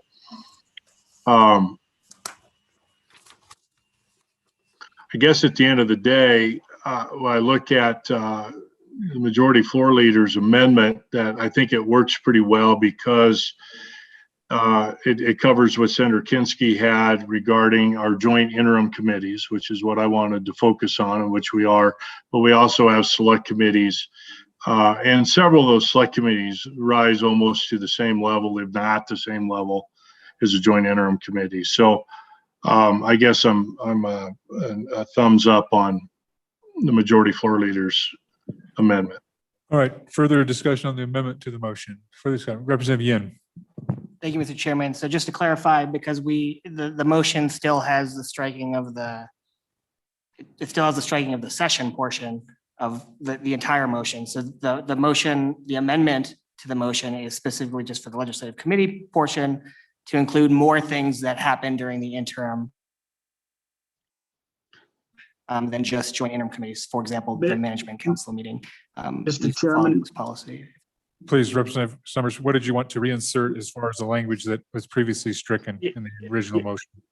Mr. Chairman, thank you. And so, Mr. Chairman, I think what I totally agree with what Representative Yin just said, which goes back to Senator Kinsky, I think, is I think I would strike, in the motion, you would strike standing committee. You would leave in joint interim committee. You would leave in select committee. You would strike joint conference committee. You would leave in task force, subcommittee, council, commission, or group that is staffed by LSOs. And so that would be my motion. Thank you for the clarification. So members, it's all the language except for standing committee, joint conference committee, and then the new language added, staffed by LSO. Further discussion on this motion, amendment to the motion. Amendment to the motion, Senator Rothfuss. Thank you, Mr. Speaker. All right, honestly, I think I'm missing the intent. I think we've gotten sufficiently into the weeds where I don't know that I'm fully understanding what the intent of actions are, but it was my understanding that the original motion by Senator Kinsky was literally the opposite of this, where it would only apply to standing committees. That was the discussion, and he amended such that it would only apply to standing committees. But maybe I misunderstood him, which would not at all be surprising, to be clear. I think the original motion actually struck everything but in joint interim committee. So it only spoke to joint interim committee, the original motion. And now Right. the amendment to the motion is to bring everything back except for standing committee and joint conference committee. And then the Okay. LSO staffing requirement. And the point then being that standing committee and conference committee would be obviated because of the removal of the section 2. Yes, think. that is correct. That's my So understanding. it's going back to normal, but amending to conform by striking 2. All right. At least I understand this amendment to the amendment. So I'm ready on that one. All right, further discussion on this, further discussion. All those in favor, and the folks on the screen, if you just raise your hand, if you're voting in favor of this amendment to the original motion, please raise your hand or say aye if you're in the room. 2, 4, 6, 7, 8. Aye. All right, thank you. That motion has been adopted. All those opposed? Just for completeness. Thank you. The motion is adopted. Director Obrecht, Ms. Reveille, you got the intent of the motion, we believe, for that amendment? Director? We certainly have the intent of Okay. of that, of the amendment to the motion. We Okay. got that. We're back on the motion. Further discussion on the motion. Mr. Chairman. Representative Gray, and then I'll go to the screen. I don't know who it was. Representative Gray. Oh, thank you, Mr. Chairman. So, I know there's a lot of people raising their hands, but I want to quickly say I'm going to vote no on this motion. I think there's a lot here. There might be 1 or 2 things that are good. I mean, I think the in-town pay is a great change for people participating Mr. Chairman. Remotely. Motion that we're incentivized, we want people to attend in person, and giving some chairman latitude to reject participation remotely by legislators. Again, I'm talking about by legislators in my comments, is not the direction I want to go. So, I mean, I appreciate Senator Kinski bringing in that in-town pay thing. I think I'm going to bring that future amendment if he doesn't, on that, on its own. But there's a lot of things here, and overall, it's just going the wrong direction in one specific area that I'm passionate about. So I'm going to be voting no. Thank you. Okay, further discussion on that. Senator Kinski. I Yeah, see you Mr. end up in the Chairman, room. I think at this point, Mr. Chairman, thank you. It makes sense. Let's divide the thing. Since we adopted the definition of legislative committee, which essentially limits this to the interim, could we then just proceed to voting just on the question of striking section 2, which is the section dealing with remote participation session? And then we can talk about legislator discretion and whether remote options are mandatory. I think those are distinct issues that would benefit from separate debate. So I'd move that we divide the amendment on page 1, which is mandatory remote participation. And a separate debate would be the motion on 2, which is to strike, remove legislators from having to attend and giving them discretion. And the final division would be remote participation session, just striking that completely. And I'd move that we take the question of striking session, because that relates very clearly to what we just voted on in terms of legislative committee. All right, if there's no objection, we're gonna take this up divided. We'll start with the remote participation session number 2. So there's a motion and there's a division. Any discussion on this division of the motion? Discussion on this division of the motion. Representative Gray. Thank you, Mr. Chairman. So would the implication of this be that we would only be able to meet on the approved list, correct? I mean, I want to make sure I understand the implications of this.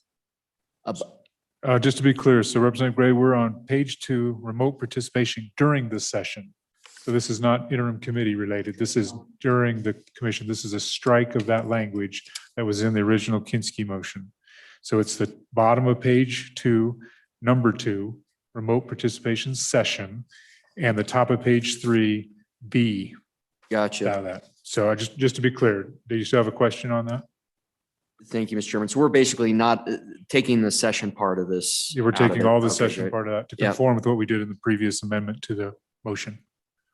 Further discussion on this division of the motion. So we're voting on this, the division of the motion that strikes number 2 from Management Council Policy 2101. Strikes all of number 2. Further discussion, seeing none. All those in favor, please raise your hand. Striking number 2. Thank you. All those opposed? Motion is carried. Number 2 is stricken. Now we're going to go back onto page Mr. 1. Chairman? Oh, my apologies. Interrupted. Yes. I'll interrupt this to include page 1, the words "and session" from the beginning. Yes, any cleanup would be fine, please. Thank you. All right, so now we're back on another division, which I think Senator Kinski said it would be page 1, 1B. This is striking with prior consent of committee chairman and striking shall and inserting may. And then, did you want to include just do that one by itself? Yes, Mr. Chairman. So the question that we're voting on is whether remote participation on the interim is a mandatory thing or subject to consent of the chairman. And I'm not ready to fall on my sword one way or the other, but it's remote. The question is whether we say remote participation shall be authorized. Okay, all right. Any discussion on this? Senator Rothfuss. Thank you, Mr. Chairman. There are portions about this I like, but the construction makes it hard to divide it out. The concern that I have is, since we've gone back to the idea of the definition of a legislative committee, meaning everything we're doing in the interim, this with the shall language will require that every single interim meeting, unless I'm not understanding, which once again is perfectly reasonable, but as I read it, it would mean that every single legislative committee meeting shall have full remote Zoom participation, 100% of them, even the little ones that you kind of have on the side, I think, if the staff is there. And I just want to make sure that we're going into it with our eyes open on that, making sure that that's the intent of this. And then the second thing I would ask as we're looking at this is striking Romanet 3, which I believe is still a thing, under B. So my apologies for not being clear. 1B, Romanet 3, I think is struck as part of this motion. Leaves it as ambiguous as to whether or not legislators have to be present or not. Where I think what we want is that it's up to the legislator. And again, I can be misunderstanding that as well. I want clarity and understanding on what this portion of the motion does and whether it's what we mean to be doing. Senator Rothfuss, so this division is just the language under B, does not include the B, paragraph B, does not include Romanet B3. At least that's my understanding of the division, the way Senator Kinski outlined it. I think 3B then goes with the new language in E. Strike 3B3 and then add E is how that would go together. And I think that to the concern you had about this would require meetings to be held in authorized facilities, I think if you look at A is also a condition. So if it's not an approved facility, then there is no requirement under B. Director Obrecht, is that how you think that's structured? Mr. Chairman, that's how I read it as well. Okay. All right, thank you. Follow up, go ahead, Senator Rothfuss. Follow up. All right, thank you. I guess I would ask as part of the motion then to provide flexibility to clarify that subject to A or something like that, but that makes more sense, that basically if you are able to have remote participation pursuant to A, that you shall have remote participation pursuant to the B paragraph. I think that's fine. So if that's friendly, making sure that LSO has the ability to to clear that up, I think it probably works out. Senator Kinski, your original motion, would be helpful to have some clarifying language there for intent? Mr. Chairman, I think so, yes. Okay, thank you. Thank you. That helps to clarify that. All right, further discussion on the division of the motion that is page 1, B, striking shall, and then with some flexibility to make sure that B is operative to A. Senator Hicks, thank you. Thank you. Mr. Chairman, it broke up there, but is shall still in, or did we get rid of shall? Because I'm not going to support it if it says shall. I would rather leave that discretion to the chairman as to how they want to do that. I think their current wording with may is appropriate, but I'm not clear as whether shall's in or out, or are we still at may? So the motion was to strike may, insert shall, and insert the first 6 words without prior consent of the committee chairman. Strike may, insert shall. So that is the division we're on, Senator Hicks. Mr. Chairman. Senator Kinski. Thank you. And now that we've limited the scope to the interim, and I think Senator Rothfuss is correct, even a subcommittee under this division saying remote participation shall be, that includes down to a subcommittee that's staffed by an LSO staffer. So actually, I'm inclined to vote against this particular division myself. I think the real heart of what I believe chairmen, by and large, are going to allow remote participation. And so to me, the more important piece is the subsequent motion about the legislator's discretion to attend. But I'm a little uneasy about taking away a committee's chairman on remote participation, given that we have down to the subcommittee level. So I'll be on and against this division, Mr. Chairman. All right, anybody want to speak for the motion, for the division? Mr. Chairman. Senator Rothfuss. Thank you, Mr. Chairman. I think this gets back to the greater complexity where the language with prior consent of committee chairman starts to imply that the rest of these provisions then become optional to the chairman. And so the removal of that is a key concept, I think, to the rest of what's being done here and the shall, but then the shall kind of screws up some other things based on the construction. So I think what it comes down to is it's just a little more complicated than simple word substitutions. I think what we want is, if you're going to have virtual, that you need to do things, the ones that are below. So that's kind of the shall part, where that shouldn't just be up to an a la carte menu by the committee chair. If you're going to have remote participation, the rest of it should be a shall, and it shouldn't be up to the chairman. I think that was kind of what Senator Kinski was originally saying, Senator Greer was saying, and others were agreeing to. The challenge is the construct becomes difficult, where if we erase that and make it a shall, then we get to the problem of, well, that now it's for everything. You have to do it. And really, now that I reflect on paragraph A, it still doesn't provide any flexibility. So I think it's broken either way. I think we have issues that are unresolved, whether we pass the motion or don't pass the motion, in my view. And I'll stop there. I see Minority Leader Connolly has maybe some thoughts. Thank you. Representative Connolly on the division.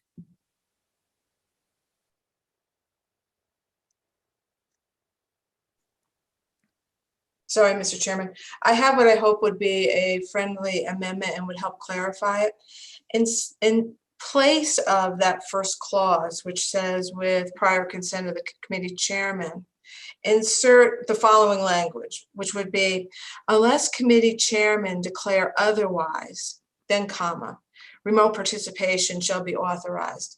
That allows some of that flexibility, but says what shall happen when there is that remote participation. It brings it back to the committee chairman when, for example, there's a subcommittee a committee chairman can appoint a subcommittee and have it not have this remote participation to it. So we give that committee chairman some discretion by kind of flipping that language of with prior consent to unless a chairman declares otherwise.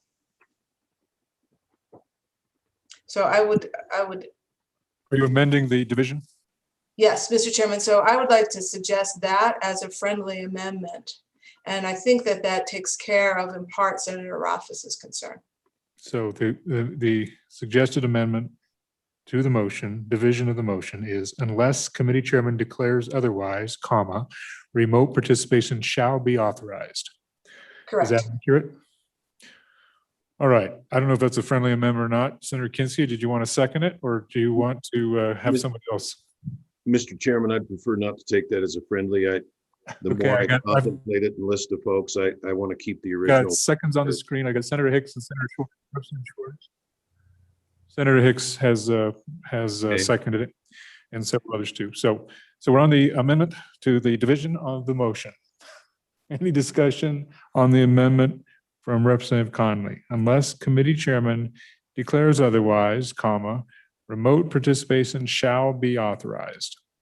Any discussion? Any discussion? All those in favor, please raise their hand. All right, raise your hands. 2, 4, 5, 6. I've lost 6, 7, 8. All those opposed? 2. All right, the motion is adopted. I see President Dockstader joined us briefly. Welcome, President Dockstader. President Dockstader had a son graduate. And so congratulations to your son and family. Thank you. Appreciate it. And now you're on the road. All right. So we're back on the division. So we've amended the division. We've amended the division. Any further discussion on the division? Further discussion? All those in Mr. Chairman. favor? Oh, Senator Excuse me, Mr. Rothfuss. Speaker. Senator Rothfuss. Not to, and I think I'm fine with it the way it currently is, but an alternative could be for any interim meeting that includes remote participation, the following types of activities during the interim by legislative committee meetings and approved facilities shall be authorized. In other words, basically saying that if you're going to have remote participation, this is how it shall be done. And then that leaves it back up to there's a decision allowed as to whether or not you have remote participation. I'm just throwing that out there as something to contemplate. I think we still have the latitude that Senator Kinsky provided earlier for LSO to make B subject to A with some Okay. language. I guess that's fair. So maybe that flexibility helps to Senator clear up. Kinsky, are you still agreeable to that with the last amended? Yes, Mr. Chairman. Yes, Mr. Chairman. Okay. Okay. All right. I think we're fine. Go ahead. All right. Thank you, Mr. Chairman. So I think Director Obrecht, you kind of understand what we're trying to get to. B is subject to A, Yeah, something yeah. like that. Mr. Chairman, and Legislative Council Reveley already has some language to I would have no doubt. move it that is around. Quite good. All right. Further discussion on this division as amended. Further discussion. Further discussion. So we're voting on the division as amended. All those in favor, please raise your hand.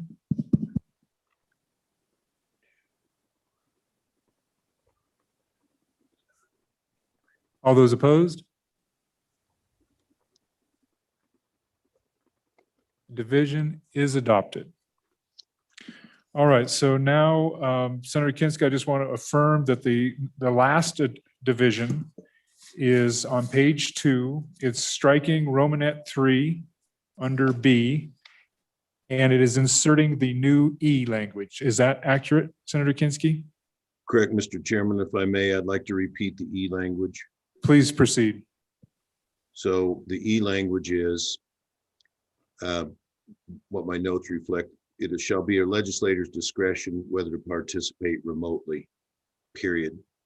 A legislator participating remotely shall receive compensation according to the in-town meeting policy. Period. And so staff knows this. I'm not married to that very awkward sentence. What I'm trying to do is mimic what is currently in Management Council 10-03 video conferencing, which says, for purposes of salary per diem and travel expenses, the meeting will be treated as an in-town meeting for legislators attending remotely. That's my intent. A legislator shall notify the chairman and LSO staff as far in advance as is reasonable under the circumstance of their intent to participate remotely, which is a courtesy. It shouldn't be necessary to say that, but I think it's good to set it out. Thank you, Mr. Chairman. Okay, so Director Olbrich, do you think you understand with the intent that we're trying to get to with a reference to 10-03? We certainly understand it, Mr. Chairman. So any discussion? Let's see, I see Senator Hicks has a yellow hand up and then Senator Rothfuss has his hand up. Yeah, So Mr. Senator Chairman, the Hicks. only thing that I'm concerned about with adopting this is we just went through a session where we had a significant number of people that were traveled out of town and then were trapped in motels or residences and couldn't make it into the Capitol. And under that scenario, they incurred all those they incurred those costs. They weren't at home. They were stuck someplace. And now we're saying with this management policy that if I'm traveling to a committee meeting and they close I-80 and I get stuck in some town, that I'm not going to get compensated for my motel and my per diem costs associated with being stranded, but yet still participating. And so I think that language, without some escape clause or provision in there for other circumstances where they're not at home, I'm going to be a no on this one. Senator Rothfuss. Thanks, Mr. Chairman. And I think we should divide this out and have two separate discussions here. And honestly, without the clause regarding leaving it to discretion by the chairman, we really don't need to remove Romanet 3. We would just want to strike the A under it as an alternative. We already have policies in place for everything else. So I think what we just need to say is that it's fine for legislators unable to attend to participate remotely. And the rest is really unnecessary. And we can debate it separately if we want to have that motion. But I think I'll resist this motion too, unless we want to restructure it. And we can have the discussion separately regarding the per diem. But again, the reality is we've been through this debate before. And as Senator Hicks noted, it's not always what we think it is. And also there's the assumption that everybody just spends their per diem, the tiny little per diem that we do on room and board. That's probably accurate oftentimes, but if you have kids that need childcare, for example, that's what my per diem goes to, right? I pay for childcare. We can waive it. Everyone's fine to waive it. The good representative is fine to waive it. The good senator is fine to waive it. If you're not using it, waive it. So I think there's a few issues there, but I don't think we need this amendment as structured. My alternative, which is again not on the floor and not in order right now, but it's worth talking about, would simply be to strike the A provision under the Romanet 3. Everything else is just fine, I think, and we've got plenty of other rules in place. So that's something to contemplate. Thank you, Mr. Chairman. Mr. Chairman. Thank you. Senator Kinski. I've got a question for Senator Rothfuss because I hear what he's saying. Let me ask, so what I heard staff say is as long as Romanet 3 is there, regardless of A, as long as Romanet 3 is there, a legislator attends remotely only at the pleasure of the chairman. But I think if we struck all of Romanet 3, including A, what you're saying is we don't need E. Is that correct? Senator Rothfuss. Thank you, Mr. Chairman. Senator Kinski, we struck with prior consent of the committee chairman.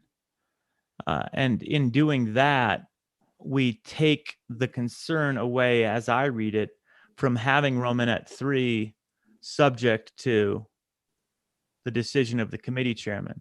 And I might be wrong in that construction there, but I think we have obviated that concern. And if not, I mean, we can just do it as an E, and that's fine too. But I guess then separating the two issues would be fine. And maybe others have thoughts on the better construction here.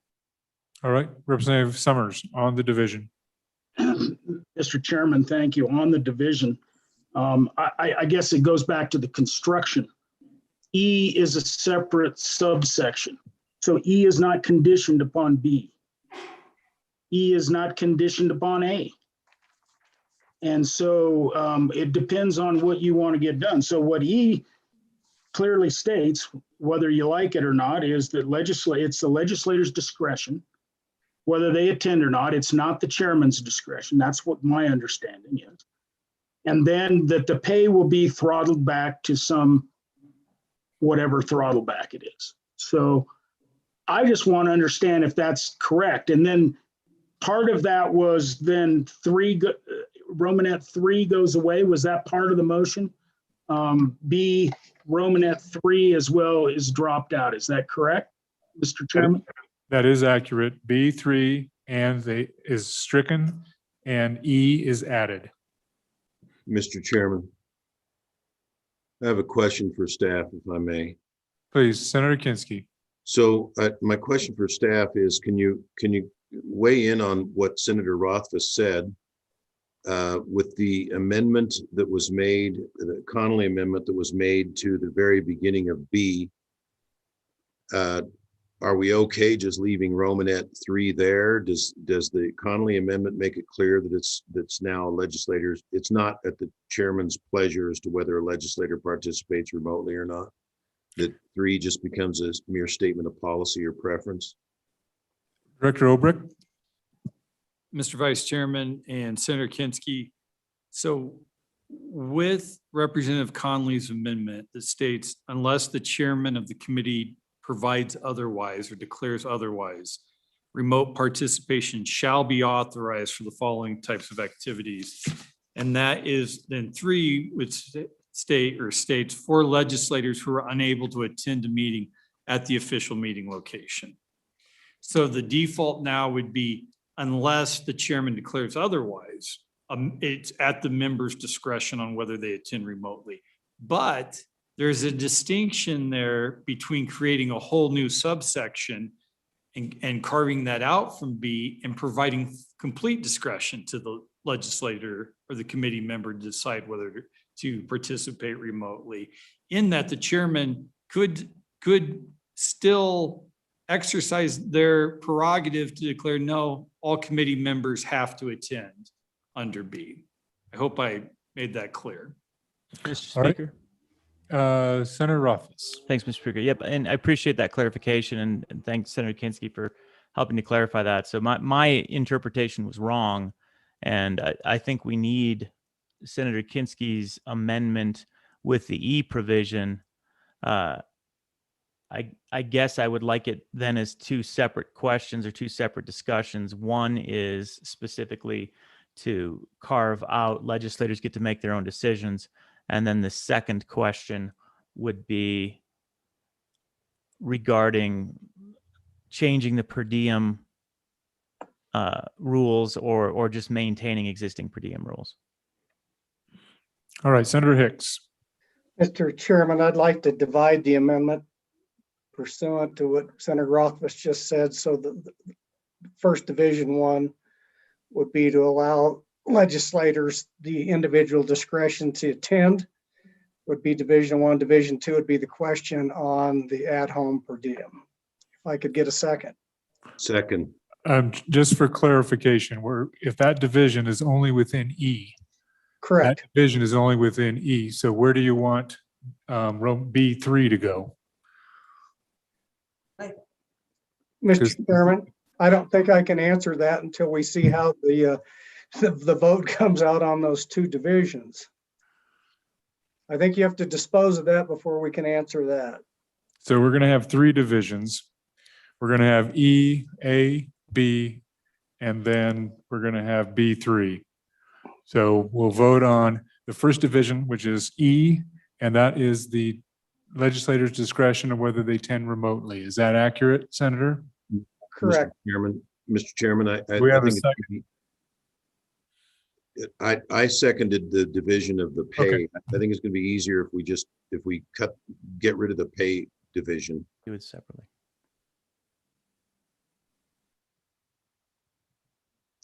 And that's the part of Representative Senator Hicks's motion I seconded when he said, let's delete the reference to in-town pay policy. I think we just have a quick up and down vote and get rid of that piece and make it the rest of the debate easy. So now I have three divisions. Do you want to vote on the second one first? So we're going to vote. So now the discussion is on the per diem issue or the pay issue, that division of this division of the motion. Any discussion on the pay component of the division? Mr. Chairman, division? Senator Rothfuss. only to clarify that the motion is a positive motion. So an aye vote would be to include the pay policy, and a no vote would be to exclude the pay policy, because we're in the weeds a little bit. I wanted to make sure that everyone knows how the vote goes. Okay. That is accurate. All And right. I vote, you are voting for the pay policy. A Okay, no thank you. vote, you're voting not to include it from the original motion. Thank Further you. discussion. On and for the motion. Wait, so, Representative Gray. Mr. Chairman, so there's been a lot of moving parts here. So are we voting on whether to scale back per diem for people attending remotely to the in-town issue? Is that what an aye vote does here? Yes, it does. That is the portion of the motion that is before us in this division of the division that I can't imagine is any more divisible. And Mr. Chairman, I even said on and for, and I meant on and against, because I confused myself out of it as well. So on and against the motion, to correctly state.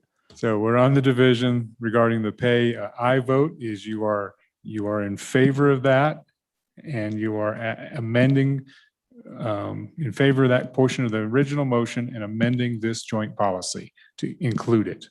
And I vote. So all those in favor of that division of the division, please raise your hand.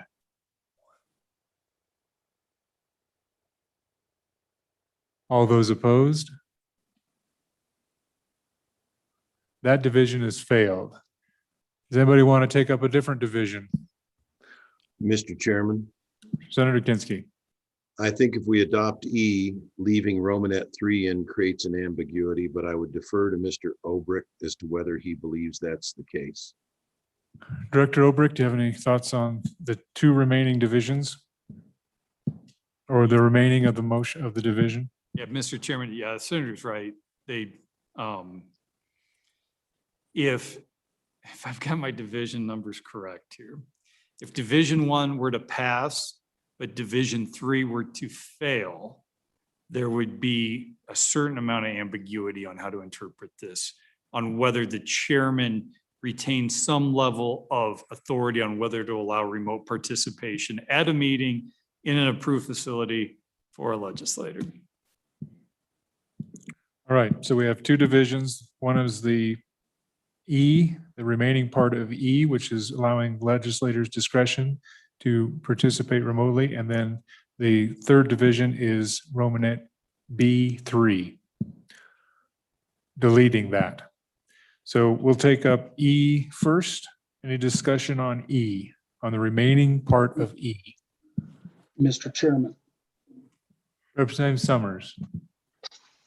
Mr. Chairman, thank you. And I guess this is to Matt, because I want to understand this. So chairmen still have the discretion to hold a meeting virtually. The legislator can't trump that and say, by E, he can't trump that and say, I'm going to attend virtually. You've got to provide me that alternative. So I want to make clearly understand how this thing rolls out. Director Obrecht? Representative Summers, I think that's a good point. And I think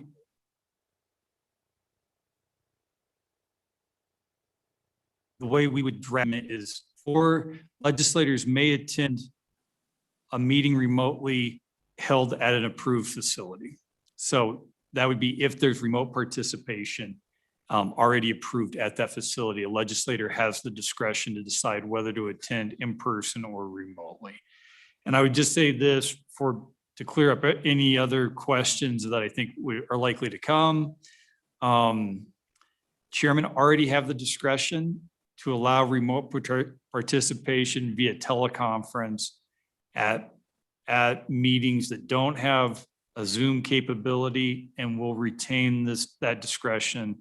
I'm like 99% sure after all these amendments still. So.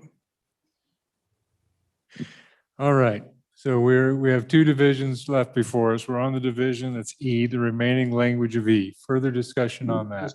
Representative Summers follow up, and then Representative Gray. Mr. Chairman, thank you. And so back to you, Matt, on this. So I'm trying to understand, okay, E, 3's in, B3 still in for now. C is still in for now. So what I'm trying to understand is, what does E do that the combination of B3 and C does not do?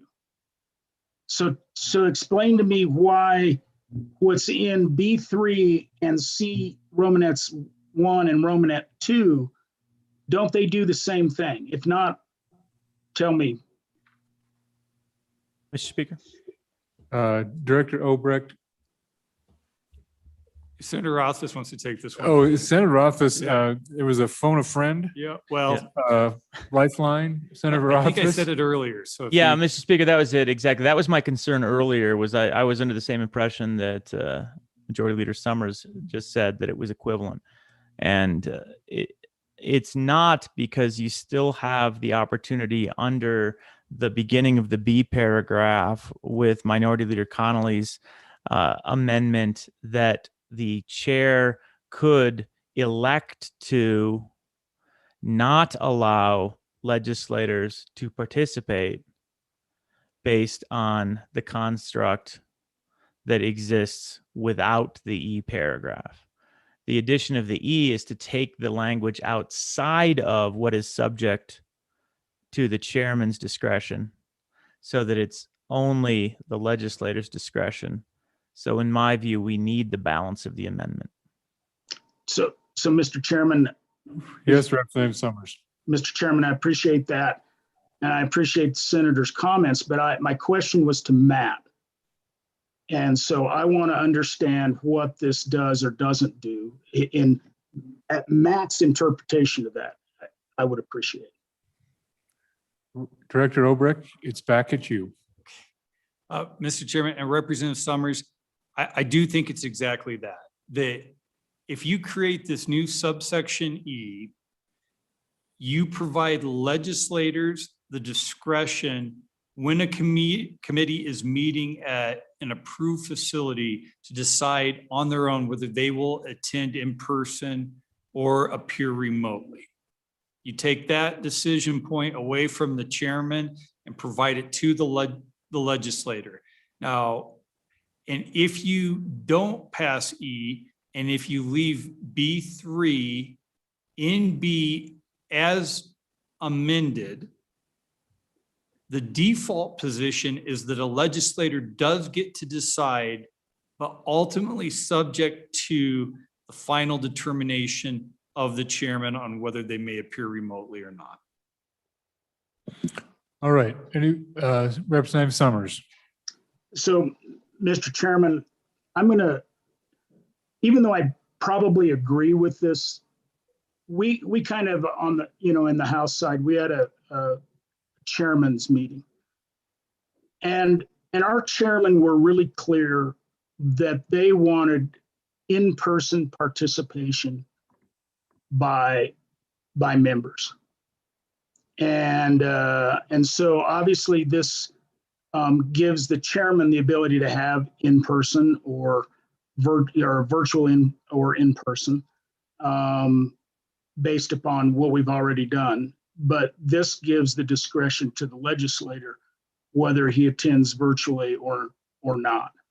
And so while I kind of support the idea of the legislator being the decision point, I think for a lot of reasons that I heard the other evening with our chairman, that it is so important that we be back in person to meet, to make some of these decisions, that I am going to vote against this. All right, so we're on division. That's the remaining language under the proposed E, for your second time, or second dozen. You faded out in terms of framing up the motion, Mr. Chairman. So we are still on the division. That is the remaining part of E. Senator Rothfuss. Thank you, Mr. Speaker. Yeah, on and for the remainder, and I absolutely agree with the importance of attending in person and feel that that is vital to an effective legislature. But I still support the motion because at the end of the day, the decision of a legislator's engagement, performance, and what they do really needs to be the legislator. They're not ruled by their chairman, and they shouldn't be. They're subject to the interests of their constituents, and we need to keep that in mind. So I think it's important that although I 100% agree with the majority floor leader that we need to be showing up in person whenever and wherever we can to the greatest extent of our ability, at the end of the day, in my view, it needs to be the decision of the legislators, not the decision of the chairman as to whether or not we do. All right, Representative Gray. Thank you, Mr. Chairman. I would really urge the no vote is just a portion failed to reduce that per diem on remote access. But I really think that we need to be defaulting back on legislative participation to the pre-COVID standard, which was that we were going to participate in person. And so I would urge a no on this. Thank you. So members, we're on the division of the remaining part of the proposed E language in the original motion. Further discussion. Senator Hicks, I see your yellow hand up, virtual hand. Did you have comment? Yeah, Mr. Chairman, and I'm going to be an aye vote on here because there is no way to anticipate the circumstances that any individual legislator is going to come into. So, I just would give you a real quick example of the real life situation. My well quit just the other day at 9 o'clock in the evening. And there would be absolutely no way for me to participate the next day in a remote session when I've got livestock and corrals, I've got a wife, family, guests that kind of need water at their house. Now, I may be able to slide in and participate for 3/4 of a day remotely. I cannot anticipate all the circumstances that people are going to come to that would deny legislators the ability to do their elected job, was to represent their constituents. We all agree remote or in person is absolutely the best thing, but I am not going to support taking the discretion away from legislators to live their lives and do the things that they need to on a day-to-day basis. And so I am for the amendment. All right, further discussion on the screen to Representative Gray. Thank you, Mr. Chairman. I'm just curious with Senator Hicks, his comments, and I understand what he's saying, but I mean, that was the pre-COVID standard.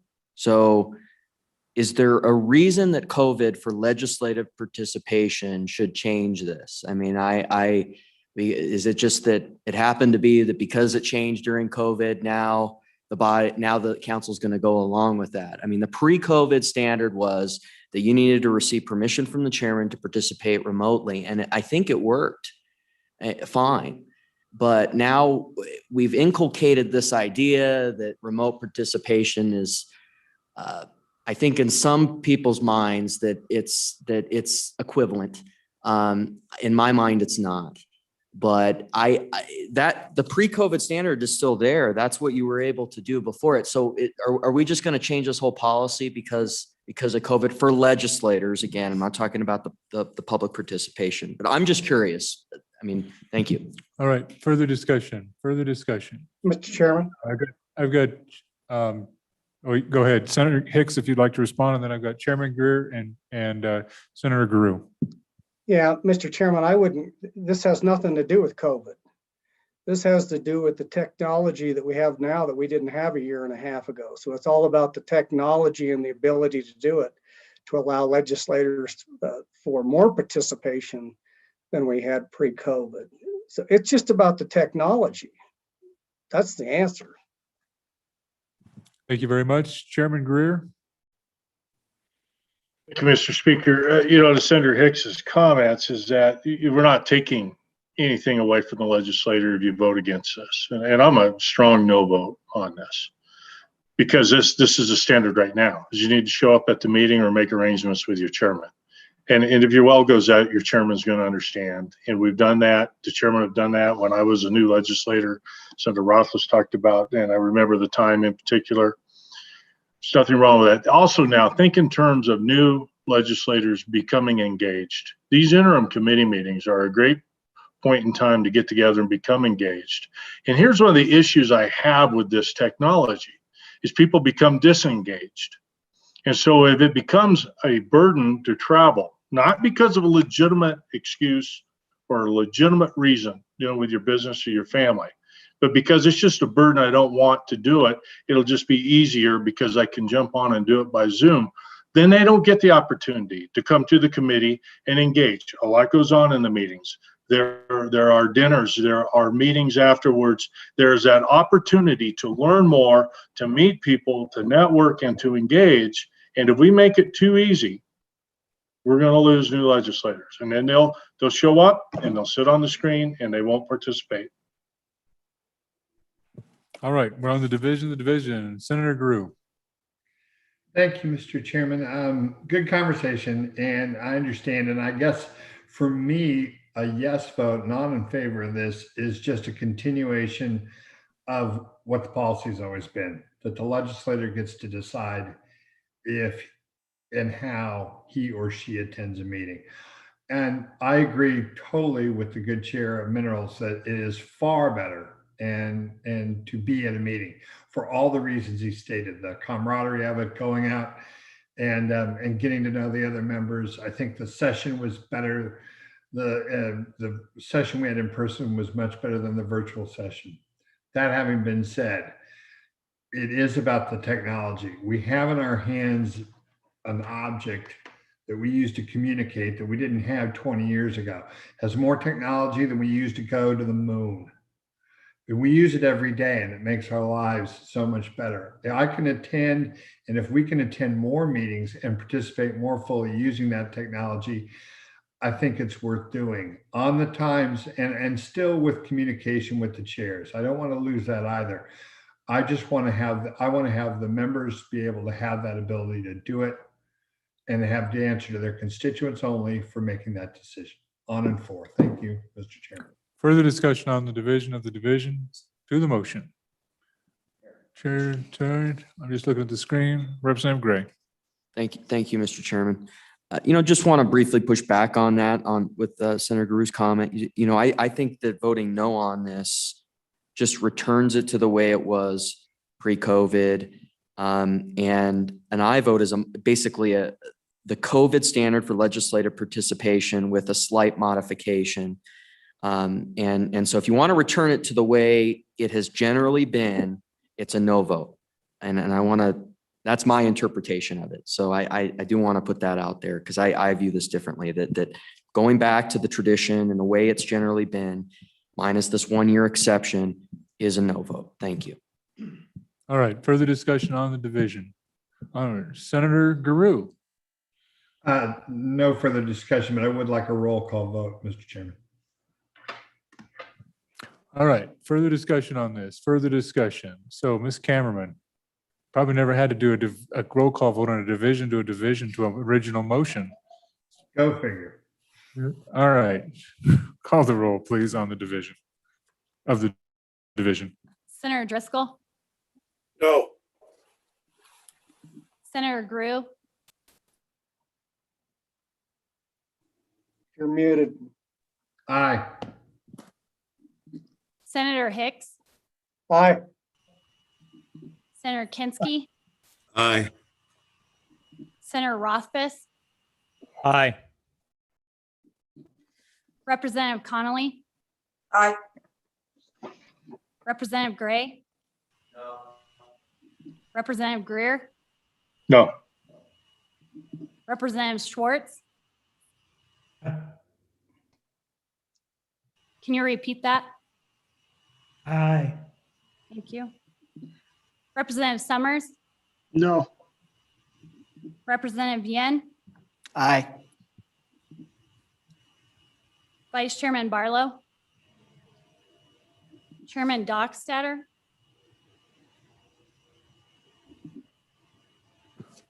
seven aye, five no and one excuse.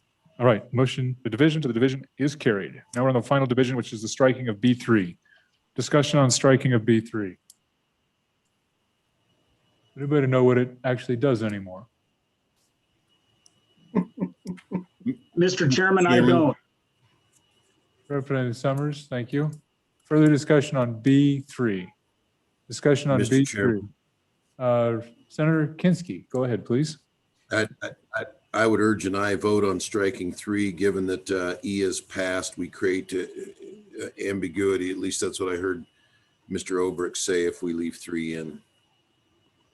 All right, thank you. Further discussion on this final division of the division. Final division of the division of the original motion. Seeing none, all those in favor, please raise your hand. This is the striking of B3.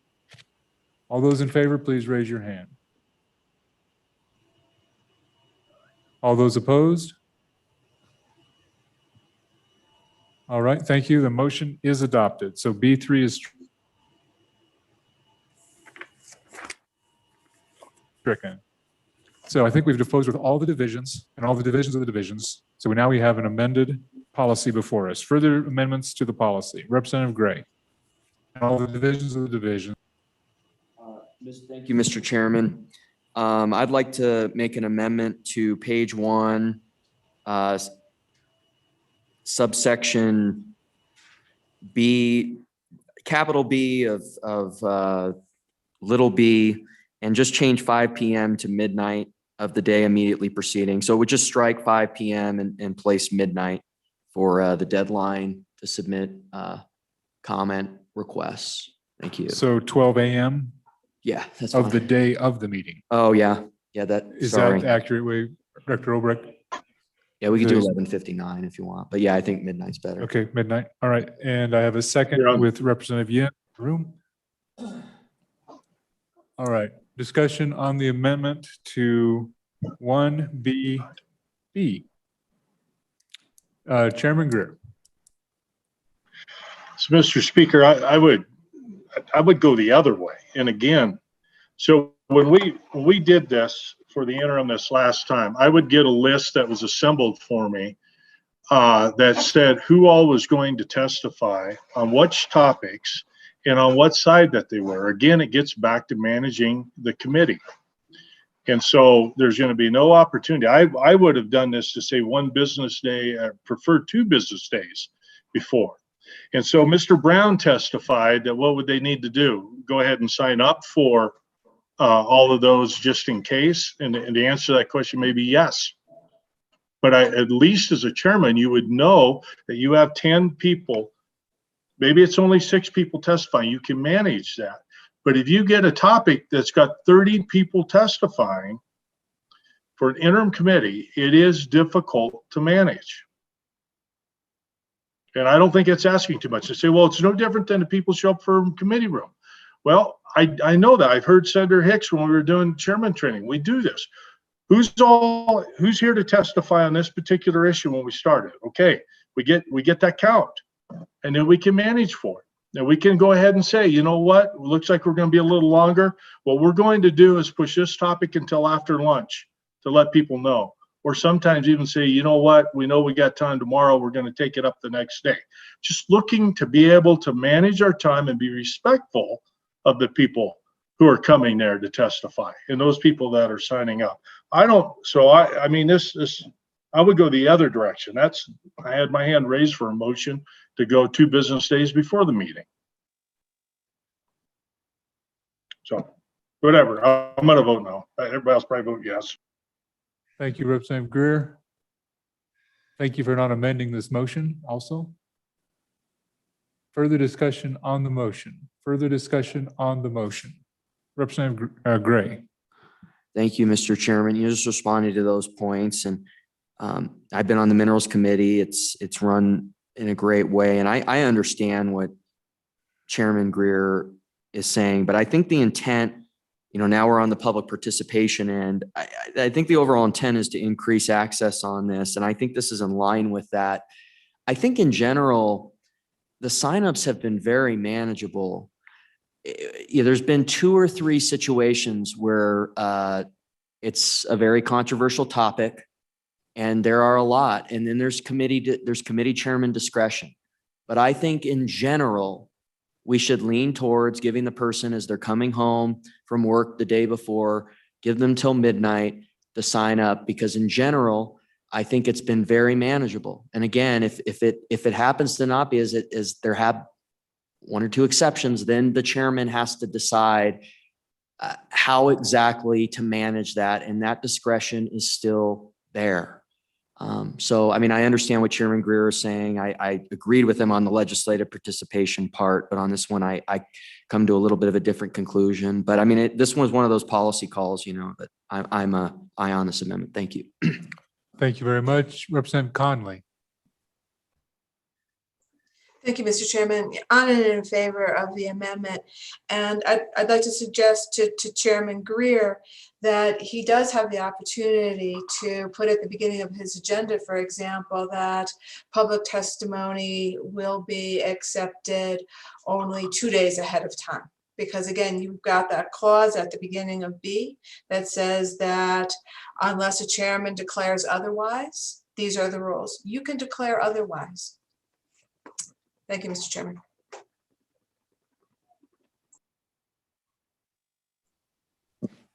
Further discussion. Thank you. Further discussion. Senator Hicks. Mr. Chairman, on and against the amendment, having served as a chairman that's dealt with some pretty controversial issues over the years, there's a reason that we go out of our way, the LSO, to post these agendas weeks and weeks in advance. And there's more than ample opportunity for people that want to weigh in on these issues when that agenda has been published, usually at least 2 weeks in advance of the meeting, to be able to get that information in at a time. And what's going to happen when you're going to deal with these controversial issues is you're going to have people game the committees. And you're going to have a whole bunch of people sign up after 5 o'clock when LSO can't get it. Having been through anywhere from, I can't think of the number of committee meetings that I've had where we've had over 30 or 40 people testify on various controversial issues. And you're going to get certain groups that come in here and exploit this. And I think it's a bad precedent, especially given the fact, I don't know of a single interim committee meeting that agenda has not been published at least 2 weeks prior to that meeting. Now there may be, but I'm not aware of any. So there's plenty of ample opportunity for the public to get in and get registered before 1 a.m., before an 8 a.m. meeting. So on and against. Thank you. Further discussion. By the way, the most public comments I ever took as a chairman was 106, and they were all in person. One meeting, 4 hours. Probably several people in the room remember that meeting. All right, Senator Rothfuss. Thank you, Mr. Chairman. Mr. Chairman, I definitely understand the concerns on both sides of this issue. I think, though, that it's our obligation to err on the side of participation, and it's our obligation to err on the side of equality of treatment for folks throughout the state. And if we're going to have remote participation, which I think is and has been great for this last interim, that our policy should be based on trying to create equitable circumstances. And it's not to say that I don't understand all of the concerns that have been raised, and you know, I share those concerns. We face those concerns in regular committee meetings, as you just pointed out, Mr. Speaker, 109 in person. You don't know how many are going to show up that day. They're not even required to register ahead of time necessarily if they're going to show up on that day. So there's some inequity there. And at the end of the day, it is up to the chair to figure out how to manage whether they're in person or whether they're remote, how much time to give them, how much testimony. And on this one, I would just rather see us, at least in the beginning, as we get into this realm, start off pushing for full participation to the greatest degree we can. And if it doesn't work, if there are challenges and problems and we can't get through this, we can come back as the management council and try and find solutions to that. But at this point, I think it's reasonable, and I'm on and for the proposed amendment, but I'm listening, and I don't think it's the end of this discussion if we run into challenges. But on and for, I think we should start with openness. Further discussion on the amendment, Further discussion, Representative Yin. Just to bring the equity issue to an example, for example, if we had a meeting in Jackson and someone in Gillette wanted to participate, we basically would have an unevenness of those two people wanting to publicly participate in our meeting. One in Jackson could decide on the morning of, I'll decide I'm gonna get out of bed, put a shirt on and come to the meeting and participate, give some public comment. But the person who wants to provide public comment remotely via Gillette has to decide, are they sure? Is the conversation going to go the way where I want to participate? To reiterate the response from someone who gave public comment just now, earlier this meeting, where they have to sign up ahead of time. So if you have to sign up so far ahead of time where you're not even sure or you're not even aware the meeting exists because you didn't hear about it until, I get it, we do publicly notice meetings, but we also know that not everyone in the state knows the schedule of every one of our meetings. And sometimes they don't find out that a meeting may affect them until the night before. So I do think it is appropriate to allow the public to sign up by the midnight of the meeting to participate in that meeting. And I do believe that our committee chairs can appropriately manage their meetings, even knowing that ahead of time at that morning of, even if it isn't 5 p.m. the day before. Thank you, Mr. Chair. Thank you very much. Further discussion. Clearly, the president and I did not start this meeting at the correct time on a Friday afternoon. So further discussion. So members, we're voting on the amendment to Rule 1B, capital B, which would make it 12 a.m. the day of the meeting, I think is how it's probably going to be worded in the end. So further discussion, seeing none. All those in favor, please raise your hand.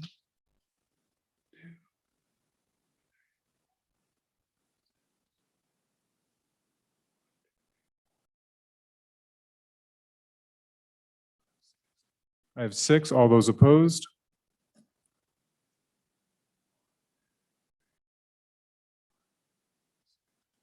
Six. The motion has failed. I voted no. 5 on the screen, I believe, and myself. And if somebody else sees it differently, please let me know.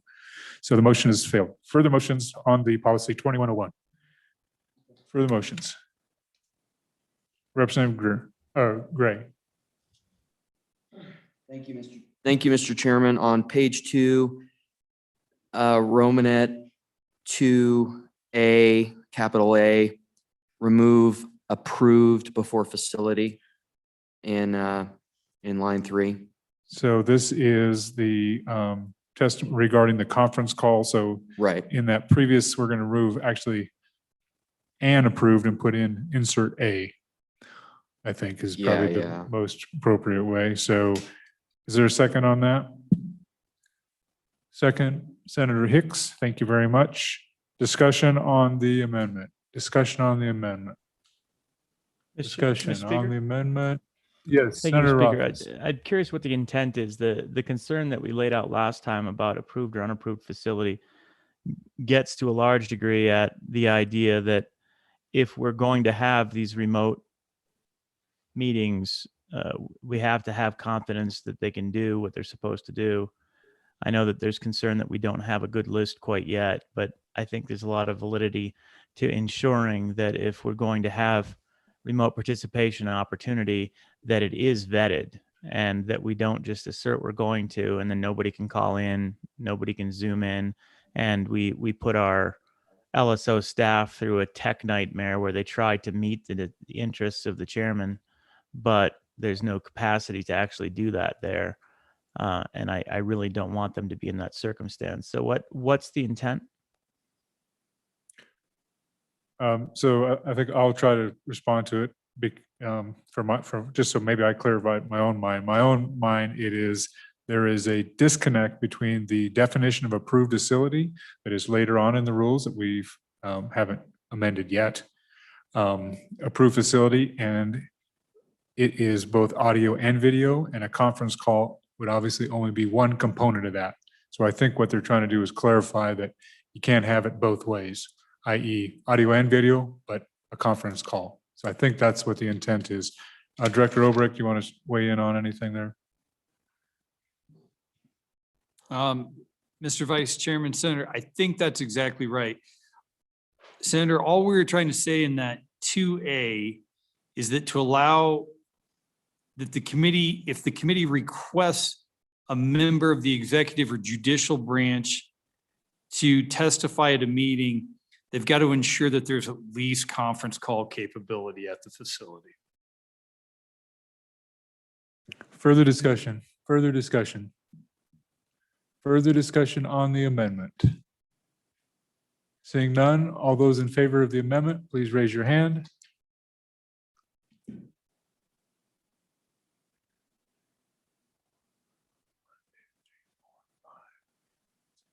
All those opposed?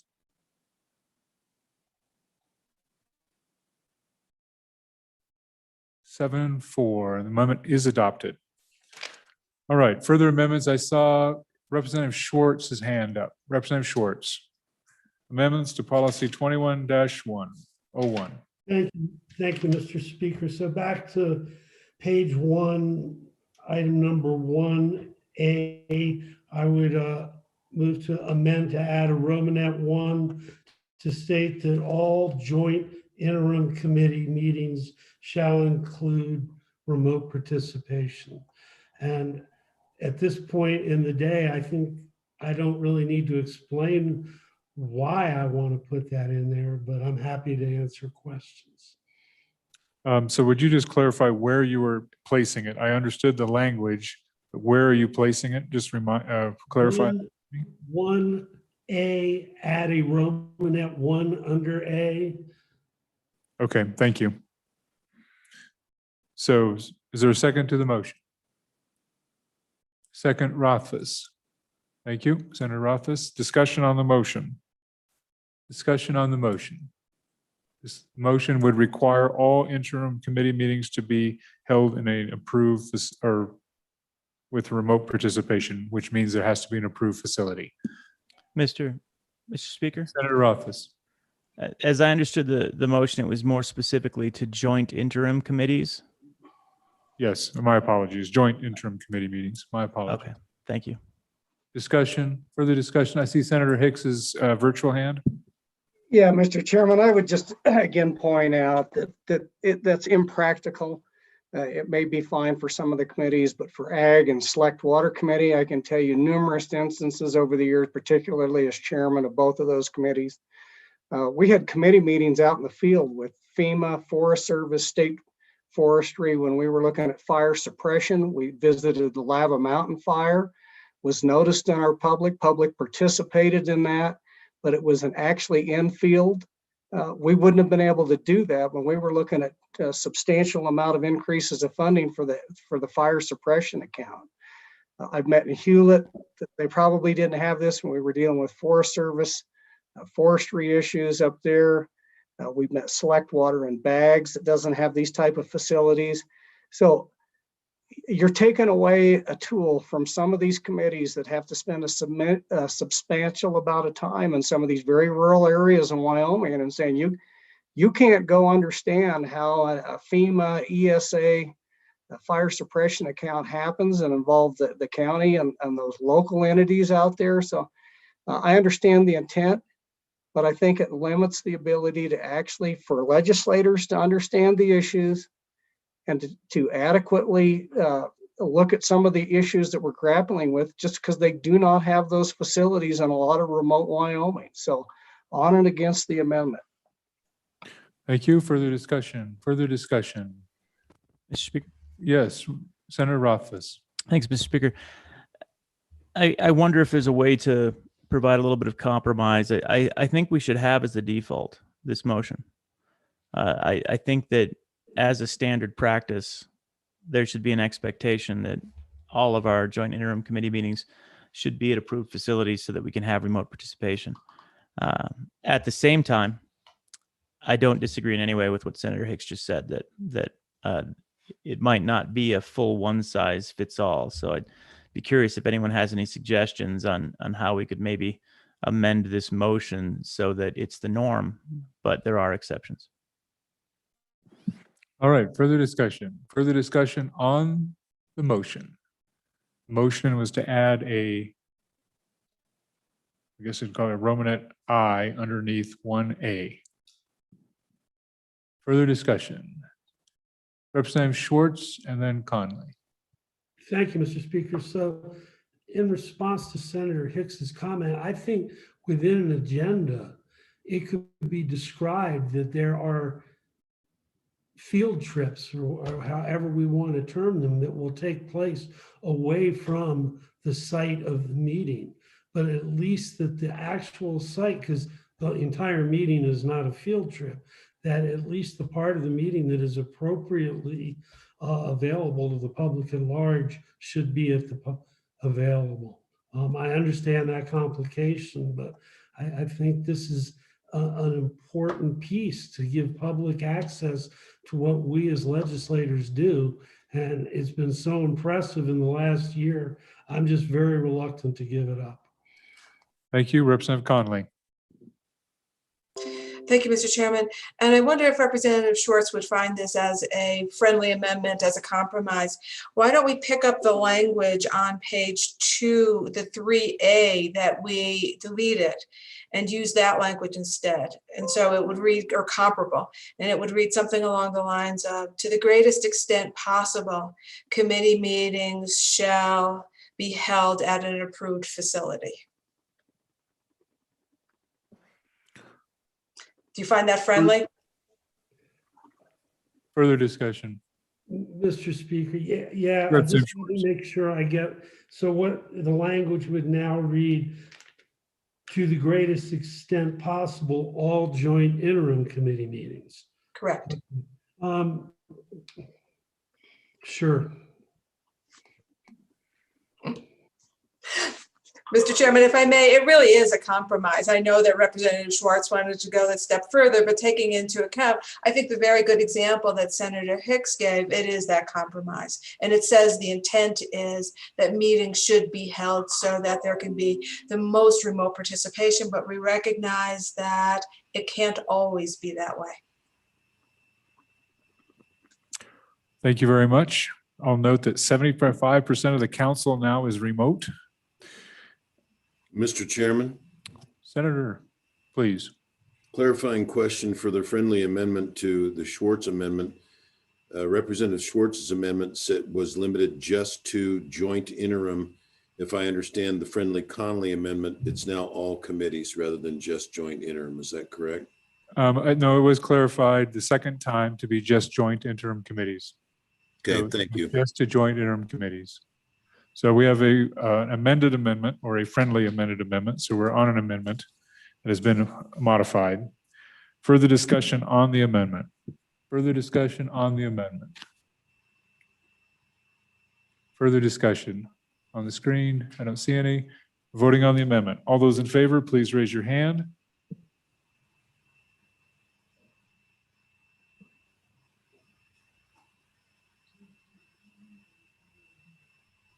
Thank you. All those opposed? The amendment is adopted. We're back on the Management Policy 29-01 as multiply amended.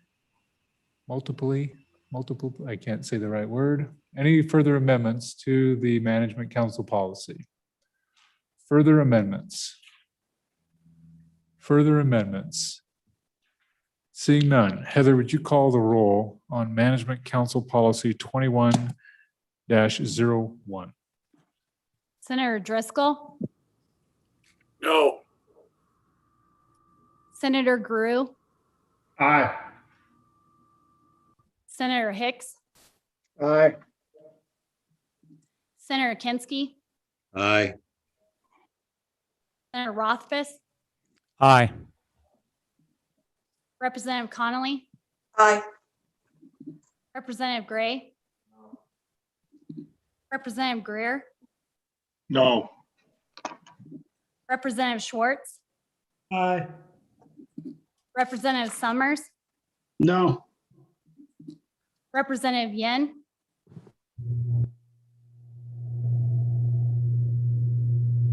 Aye. Vice Chairman Dockstader. 7 aye, 5 no, 1 Mr. excuse. Chairman. Mr. Chairman, Sorry, 8 aye, my bad. 8 yes. Let me repeat that. 8 aye, you got 4 no, 1 excuse. Thank you very much. Mhm. Senator, Mr. Chairman, before the vote was called, I wanted to change my vote. One of the hazards of remote. So Hicks was aye to no. okay, well, even with that, the vote is still carried. If that were tallied in, and if you'd like that to be altered, the vote would still be 7-5.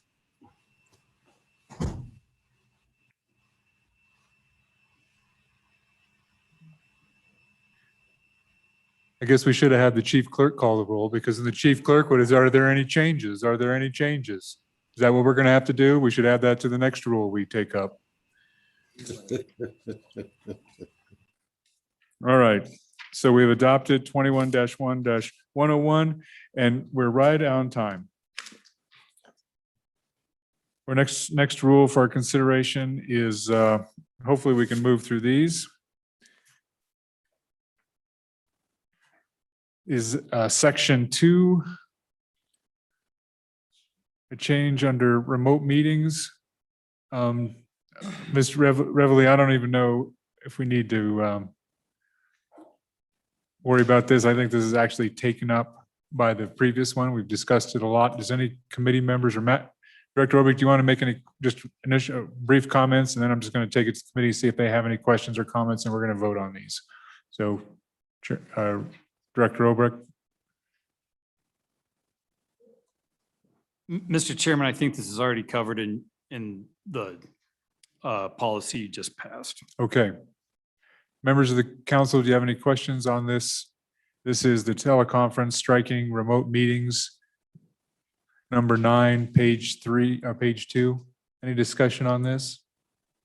Discussion on this? I think these are simple enough. I'm just going to ask for, we're just going to do a hand vote on these. Any discussion on this? Need a motion? I'd move with the policy as presented and amended. All right, thank you very much. Mr. Chairman? Yes. Oh, sorry. There's a second. We have a second. Second by Summers and Guru. Yeah, Senator Rothfuss, you had comments. Thanks. Yeah, I jumped ahead. My apologies. I do think it's in order for us to take roll call, even though I realize we're trying to hurry. But for final changes to management council policies or rules, we really should be roll calling that. All right, any discussion on any discussion? Discussion on the Question. I've got a question, Representative Gray. Mr. Chairman, so we're doing these one at a time, right? We're on section 2. This is the 4 pages and just the one Yes. strike through on page 2. That's what we're doing here. Yes. Okay. Okay. This is section 2, the teleconference remote meeting change. All right. Heather, please call the roll on this change. Senator Driscoll, No. Senator Guru, Aye. Senator Hicks,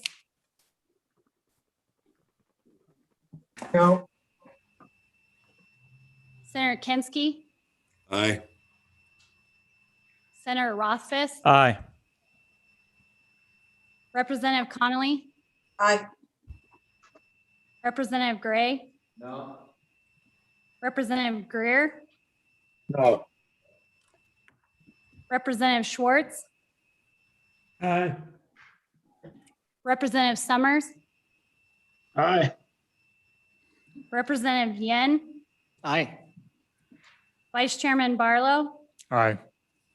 Chairman Dockstader. Are there any changes? Sorry. Nice job, Heather. Are there any changes? What's the call, Heather?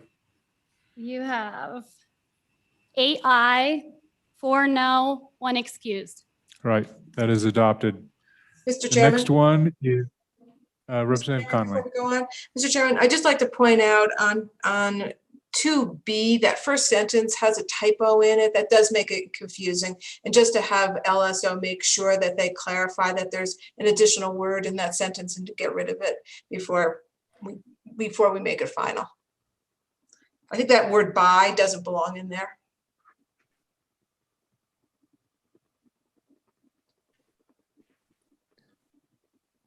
Director Obrick, do you follow where the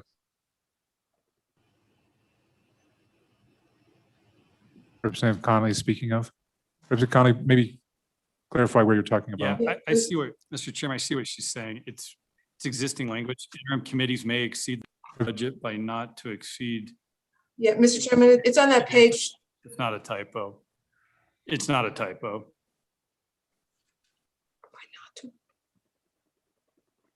So the Then I'll director's drop- saying it is not a typo. Thank you, Mr. I'll just drop it. Thank you. I don't read that. All right. All right. We'll move on to the next proposed management policy amendments to 1801. This is the streaming of legislative committee meetings. There is an addition of a C and then some modification or some strikeouts and a modification in number 2. And then on the very last, there's a legislative committee definition addition.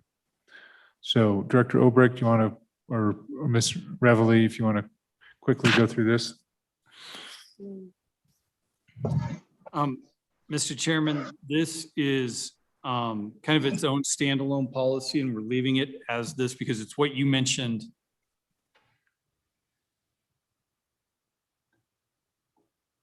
a while back about, or you have dealt with remote participation. This deals with live streaming of legislative committee meetings. So, but we needed some clarifying amendments to conform to the remote meeting policy, because obviously if we have remote participation via Zoom, we also broadcast that over YouTube. So it's also streamed. And that's what we tried to clarify with these amendments. And Mr. Chairman, Ms. Reveille. one addition is the first part of this change deals with remote participation that is authorized under the policy you just passed. The second part on section 2 deals with session meetings, and you've taken session meetings out of that policy. So it might be considered a conforming change to delete entirely and delete all new language and reinsert all existing language. So that way you're leaving session meetings as they currently are. Okay, thank you very much. Committee, council, any questions for staff? And I apologize, I should have taken public comment on that last meeting, or that last rule. My apologies. I'll remember that the next one, this one. All right. Council, any questions for staff? Any comments on this? Well, Mr. Speaker, Chairman Greer, Representative Greer. I just want to be clear that we pull out section 2, which will save us a tremendous amount of debate, quite frankly. So that we're intending to pull that out because that deals with the session, right? Right. So there is no motion yet. I'm just asking for any questions on the intent. So I guess, Mr. Speaker, that was the recommendation of LSO, right? The recommendation was to be consistent with what we did with 21-01 would be to not consider the changes only consider the changes that are in section 1. Okay, thank you. That's my understanding. Ms. Reveille, is that accurate?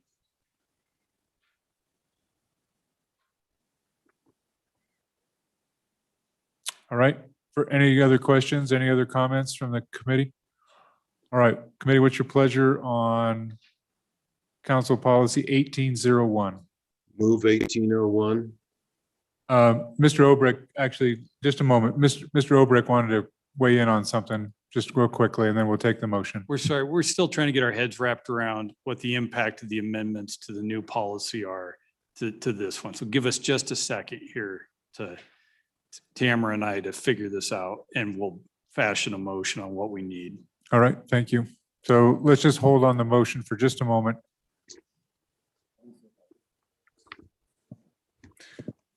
We're going to finish this and then we're going to take a break. And for those of you in the comfort of your own home, you can take a break as well.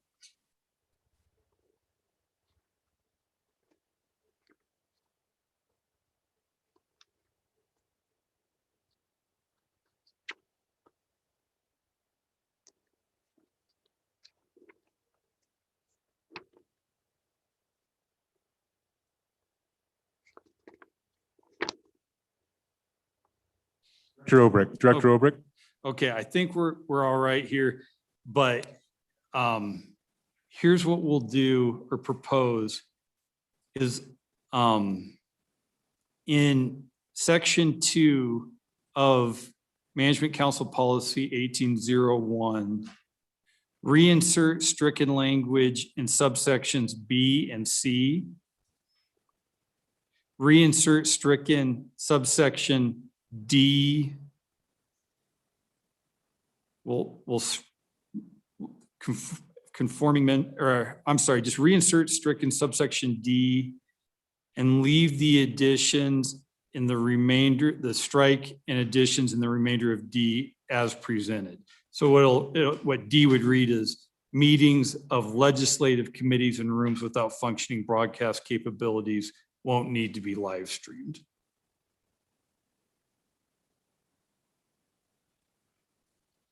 I can reiterate that, Mr. Chairman, if you want me to. I think it's clear. So I'll go ahead and move 1801. So Okay, so yeah, please move the amendments to 1801 and restate what those amendments are based on what the director just did. Mr. Chairman, just a process question. Did you get public comment? Because I might have missed it. I didn't take public comment. My apologies. All right, further discussion. Is there any public comment on this? Does anybody know what they'd comment on? Anybody online? Okay, my apologies. I apologize for earlier. So seeing no public comment, rechecking, no public comment. Okay, so there's a motion and a second. Do I have a second on the motion? Kinski motion, do I have a second? Second, Rothfuss. All right, so I think the motion is, actually, Director, why don't you walk us through the motion is to add the new language in C, and then B will be to reinsert B under 2 will be to reinsert B, C, and then add the new language in D. As D. Yep, that's exactly right. And then do we need the new language at the end, joint conference committee? Yep, Mr. Chairman, you should probably strike the new language of joint conference committee. A joint conference committee. All right. So Senator Kinski, I know you made Well, I moved the the policy. motion, but we had the staff okay with you? Yes. All right. Senator Rothfuss, are you acceptable to the second is acceptable? All right. So members, any questions, any discussion on the amendments to 1801? Just So, questions or Mr. discussion? Speaker, Chairman, Mr. Speaker, Chairman Greer. so I apologize here, but I appoint subcommittees to work bills all the time in minerals. Does that mean they're going to have to be live streamed now?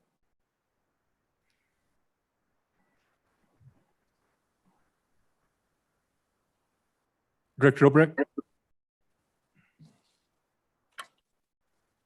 Mr. Chairman, they already have to be live streamed under existing policy if they meet in a room with live streaming capabilities. And I'll just say, Chairman Greer, that is why in my tenure as a chairman, I never appointed subcommittees. We always did working groups.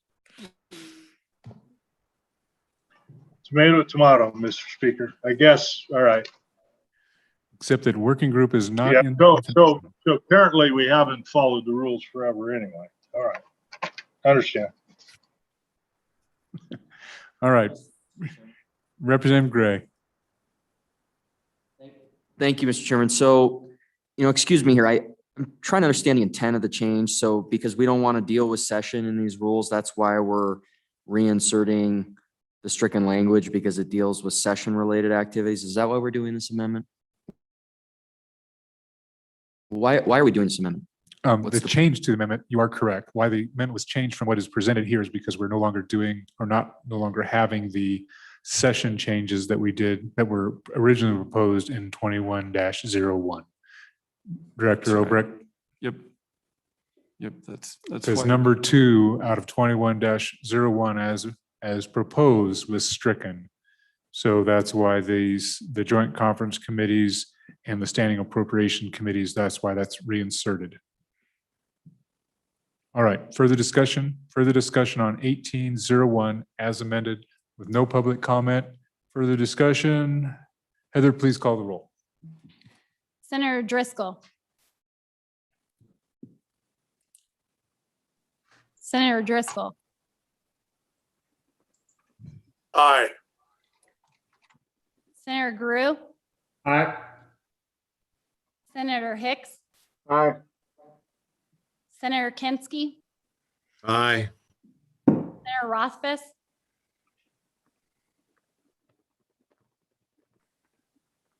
Senator Rothfuss. Aye. Representative Connolly. Aye.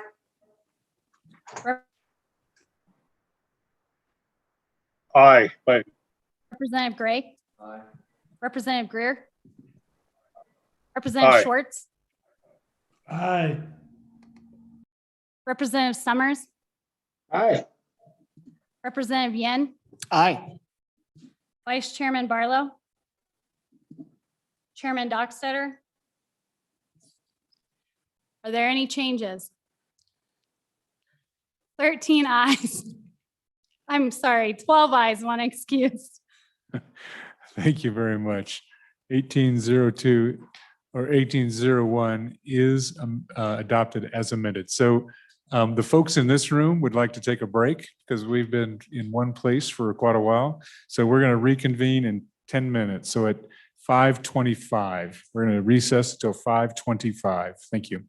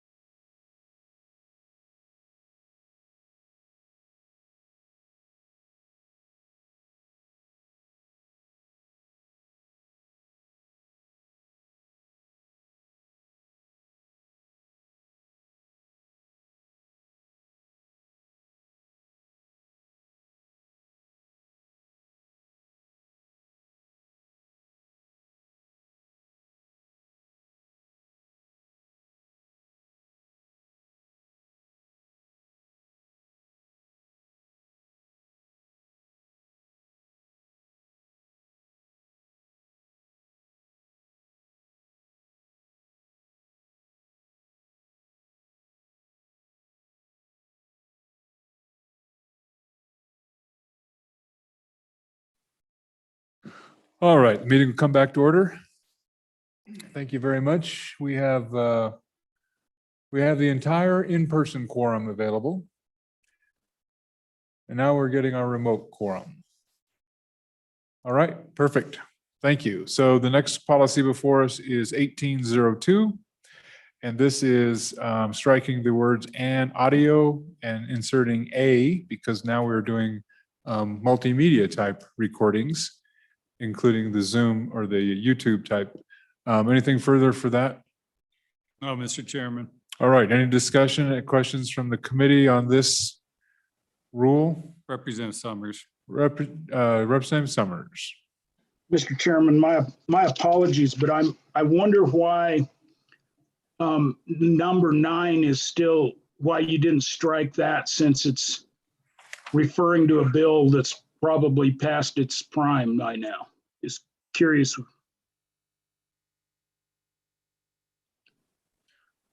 If you'd like to speak to that.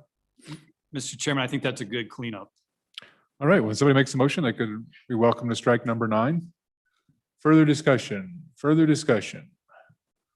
All right, public testimony on this. Public testimony online, public testimony in the room, seeing none. All right, committee, council, what's your pleasure? Representative Yin. Move the policy. Move the policy. Second Move the policy. With and are the you- striking of number 9. Okay, we're moving the policy as presented and the addition of striking number 9 on page 2. And there's a motion, and I'll just take Representative Summers as the second for that motion. Is that acceptable? There you go. There's a second, 2 fingers. For discussion on the motion. Discussion on the motion. Seeing none, roll call. Heather? Senator Driscoll, Aye. Senator Grew, Aye. Senator Hicks, Aye. Senator Kinsky, Aye. Senator Rothfuss, Aye. Representative Connolly, Aye. Representative Gray, Representative Greer, Aye. Representative Schwartz, Aye. Representative Summers, Aye. Representative Yen, Aye. Vice Chairman Barlow, Chairman Dockstader, excused, 12 aye and 1 excused. And there were no changes.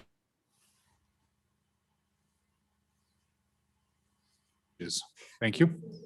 All right, so thank you very much. Members, so now we have 3 policies, 0901, 09, or 1003, and 2002. 2 of them relate, one of them relates to interim, one of them relates to session, and then one is the special COVID rules that we had adopted last year. Director, you want to make any comments on these or just take committee questions? Mr. Chairman, they're all superseded policies now. The actual COVID policies by their very terms are no longer effective. They expired prior to the start of the 2021 general session. Okay, so members of the council, questions? I see Senator Rothfuss. Thank you, Mr. Speaker. The 1003, excuse me, that's video conferencing interim. The first one, which is 901, is video conferencing during the session. We didn't end up creating a new video conferencing during the session policy. Should we leave this one alone until we do?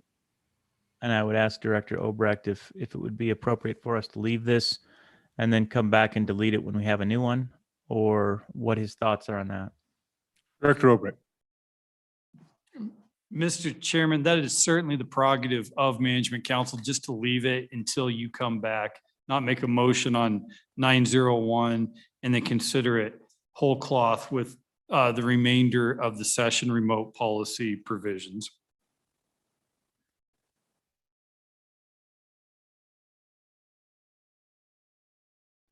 All right, further questions on these 3 policies? the potential repeal of 3 policies is the suggestion from staff. Further discussion, further questions? Public comment? Public comment online? Nope. In the room? Nope. All right. Council, what's your pleasure? Senator Rothfuss. Mr. Speaker, I move for the deletion of Management Council Policy 1003, which is video conferencing interim.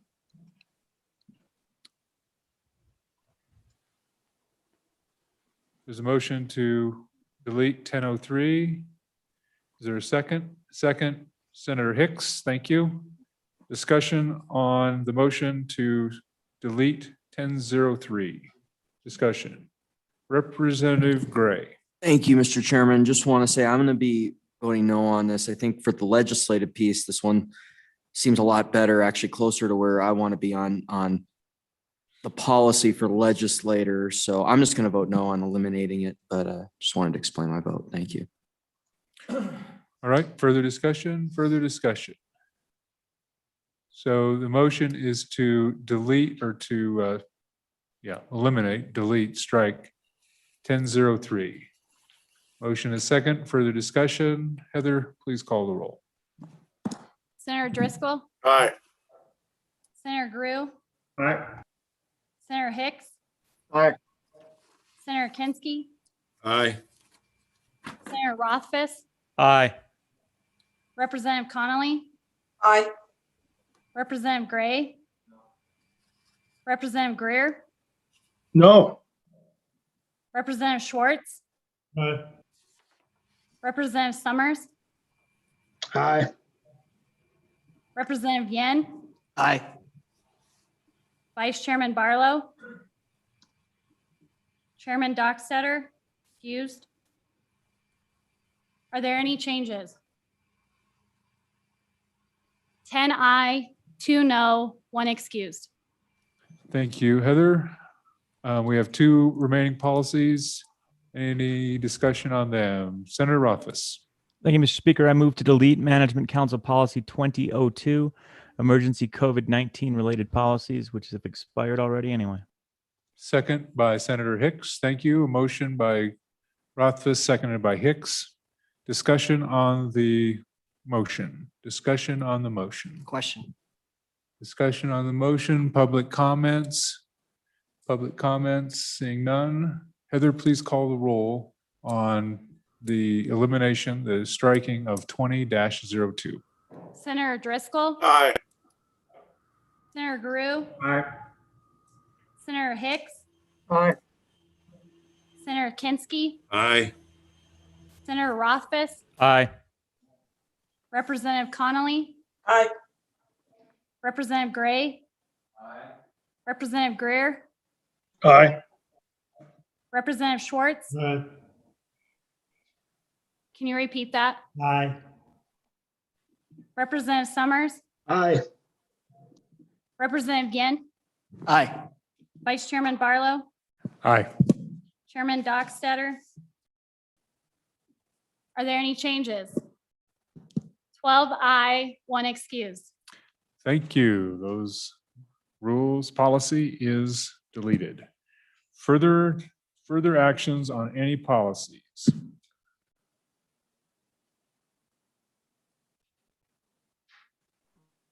Further actions on any policies, Director Obrecht. I know we're leaving the session one, and that's, I think, intentional by the council. Anything else under our meeting policy updates? Mr. Chairman, nothing else under that agenda item. Thank you, Ms. Reveille. Mr. Chairman, I would just say that no action of the committee required, but 2 other points. First is our continued relationship with Wyoming PBS and the Department of Enterprise Technology Services to actually broadcast the meeting locations for us. We've been in discussion with Terry Duga from General Manager of Wyoming Public Television in Riverton. And Mr. Duga has agreed graciously to broadcast at least 15 meetings of of interim committees held in locations throughout the state in approved facilities. And that wouldn't count against our total if the meetings were held in Riverton or Lander, and especially if they're held at CWC. So Wyoming PBS is going to broadcast the revenue meeting on Monday and Tuesday of next week. Will be the first one in Riverton. That is a huge load off of LSO in such that we won't have to worry about broadcasting the meeting. They'll bring their cameras. They'll make sure the room microphones are working for us. We'll run the Zoom feed on our side, either out of Riverton or Cheyenne. And they will simply be the room participant at that meeting. So LSO will control the Zoom side. Wyoming PBS will be the room participant. And it'll be great. ETS will do the same for the meetings they agree to do. And one other thing about PBS is Mr. Duga would like to, if he can, broadcast more than 15 meetings based on availability of staff. And we've entered into an MOU again to just provide for their travel expenses, not their personnel expenses for those meetings. Now, I've asked him, I said, hey, if you need to contract with other people to do more meetings, let us know and we can modify this MOU to provide additional funds to do that if necessary. Thank you. Any questions on that? Greg. Thank you, Mr. Chairman. So just trying to understand, Director Obrecht, what's the difference between them doing it versus like you just controlling the cameras in the room? So, I mean, the main thing is that it's taking load off of the LSO, right? And that they're right. I mean, they're not live streaming on PBS on cable, right? It's just on their YouTube as well as on our YouTube, correct? I just want to make sure I'm understanding what they're doing. Director Obrecht. No, good questions. So these two partnerships are only in meeting facilities outside the Capitol. Where we're in the Capitol and we've got the ability for preset camera positions like we've got in this room, we would not need PBS or ETS's assistance with that. But when we go into another facility that doesn't have preset micro or camera positions, PBS will actually be able, they'll have a camera crew where they will move from speaker to speaker with the actual camera. It won't be hooked up to the in-room system like it is here. So they actually will have manned cameras rather than these automatic cameras that we've got. There's just no other meeting facilities, or very few around the state, that have the functionality that the Capitol has. And that's where PBS would be making sure that the room broadcast is happening to the highest quality possible. And to your second point, since we're controlling the Zoom feed, it's still LSO Zoom feed, it will only be broadcast over LSO's YouTube channel, over the legislative YouTube channel. And it'll be archived in one place too, which is a big benefit. Follow up, Representative. Yeah, thank you, Mr. Chairman. So I guess this is, more on your end, but I just want to understand, I mean, we just passed this policy with these approved facilities. So I was under the understanding those were approved facilities that had sort of the motion thing that staff can connect to on their own and it'll all work out. But in order for an approved facility to work, you have to have PBS or ETS there in order for it to be broadcast on YouTube. Is that what you're trying to say? Like every single one of those meetings is going to have ETS there in lieu of PBS if they're not able to come. But I think most of these facilities, what they'll have is one single stationary camera that will just do a one shot of the committee, maybe a camera at the chairman location to shoot back onto the witness table as well. But we wouldn't have necessarily the functionality that like we have in this room with multiple cameras that are programmed to move with the microphone location. I don't think any other place in the state, or very few places in the state, would have the functionality that we've got in these rooms for a 14-person committee. You could have one for a town, in a town hall, say Casper Town Hall, but they only have 6 members on the city council in Casper or whatever the number might be. So we couldn't use that facility. Representative Gray. Thank you, Mr. Chairman. So if ETS or PBS isn't there, it'll just be a one shot of the room, which is fine if it's an approved facility. So one more question. I should have asked this on the live streaming policy. And are you interpreting that to mean that all of the live streams will be on YouTube still in this interim and the foreseeable future? Mr. Chairman. and Mr. Director. Representative Gray, any meeting that has Zoom remote participation will also be live streamed over YouTube. Great. Okay, thanks. All right, thank you. Chairman Greer. Mr. Speaker, I don't want to ask my question anymore. Thank you very much. Any other members? Representative Summers. Mr. Chairman, thank you. And Matt, can you send out the requirements for approved facility again to the committee so we don't have to dig through it? I just want to see, for example, if I know like our school board room in Pinedale has pretty good capabilities, but I'm sure nobody even really looked at it. So if you could send that out again, I'm certain there's a lot more places. If not that we're going to have any meetings in Pinedale, but I just want to make sure that we have more options if there are. Director Obrecht. Yep, we will do. And that's to our next point is we have identified 21 different locations in 14 different towns around the state currently where we feel like we can have a remote meeting in these approved facilities. As I stated in April, this is a living document. Locations have come on since that meeting and locations have come off the list as well after we dig a little further. We will go and start actively soliciting in locations. The one we'll look at soon is Saratoga, see if we can find any place in Saratoga that would meet our needs.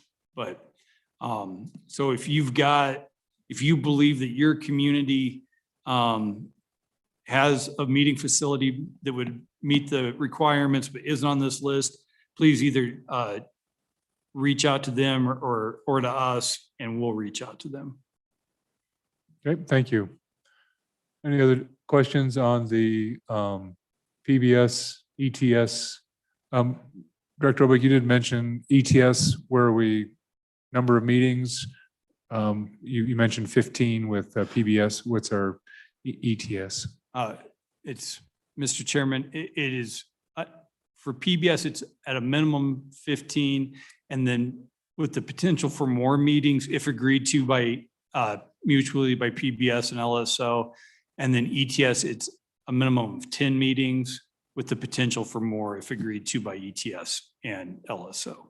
Okay, well, thank you very much. And my thanks on behalf of the council to PBS and ETS for helping facilitate the work of the legislature and public's engagement in it. So thank you. Mr. Yes, Duga please. is on right now, the general manager of PBS, if you would like to hear from. Mr. Duga, if you're available, we'd sure at least like to thank you. And if you want to add anything in about your capacity, the capabilities you're bringing, that would be great. Mr. Chairman, members of the Management Council, thank you. I'll be very brief. This is our 4th year with partnering to provide this service to the state. However, we are moving into a brave new world. This is the first time we've tried to integrate our broadcast technology with the LSO Zoom technology. As the director mentioned, the Revenue Committee will be our guinea pigs on Monday and Tuesday. Hopefully, we've done testing. We believe this will go well, but we're certainly going to do everything we can to ensure that this is available. I do think one thing I do want to point out, because it was referenced earlier, is this question of location. The MOU between Wyoming PBS and the LSO has some flexibility built in.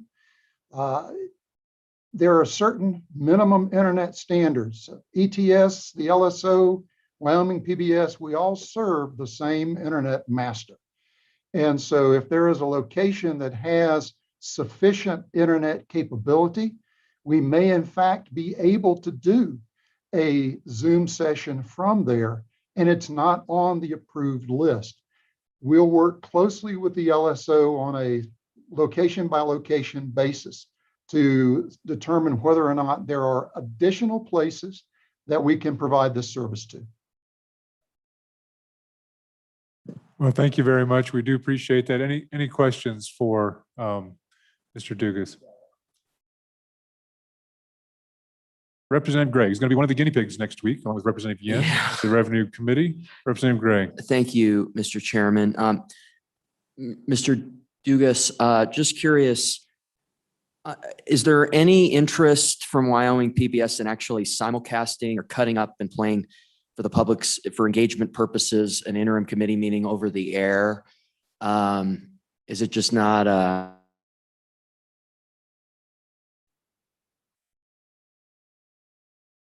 Mr. Chairman, Representative Gray, you froze. And in fact, is there any interest?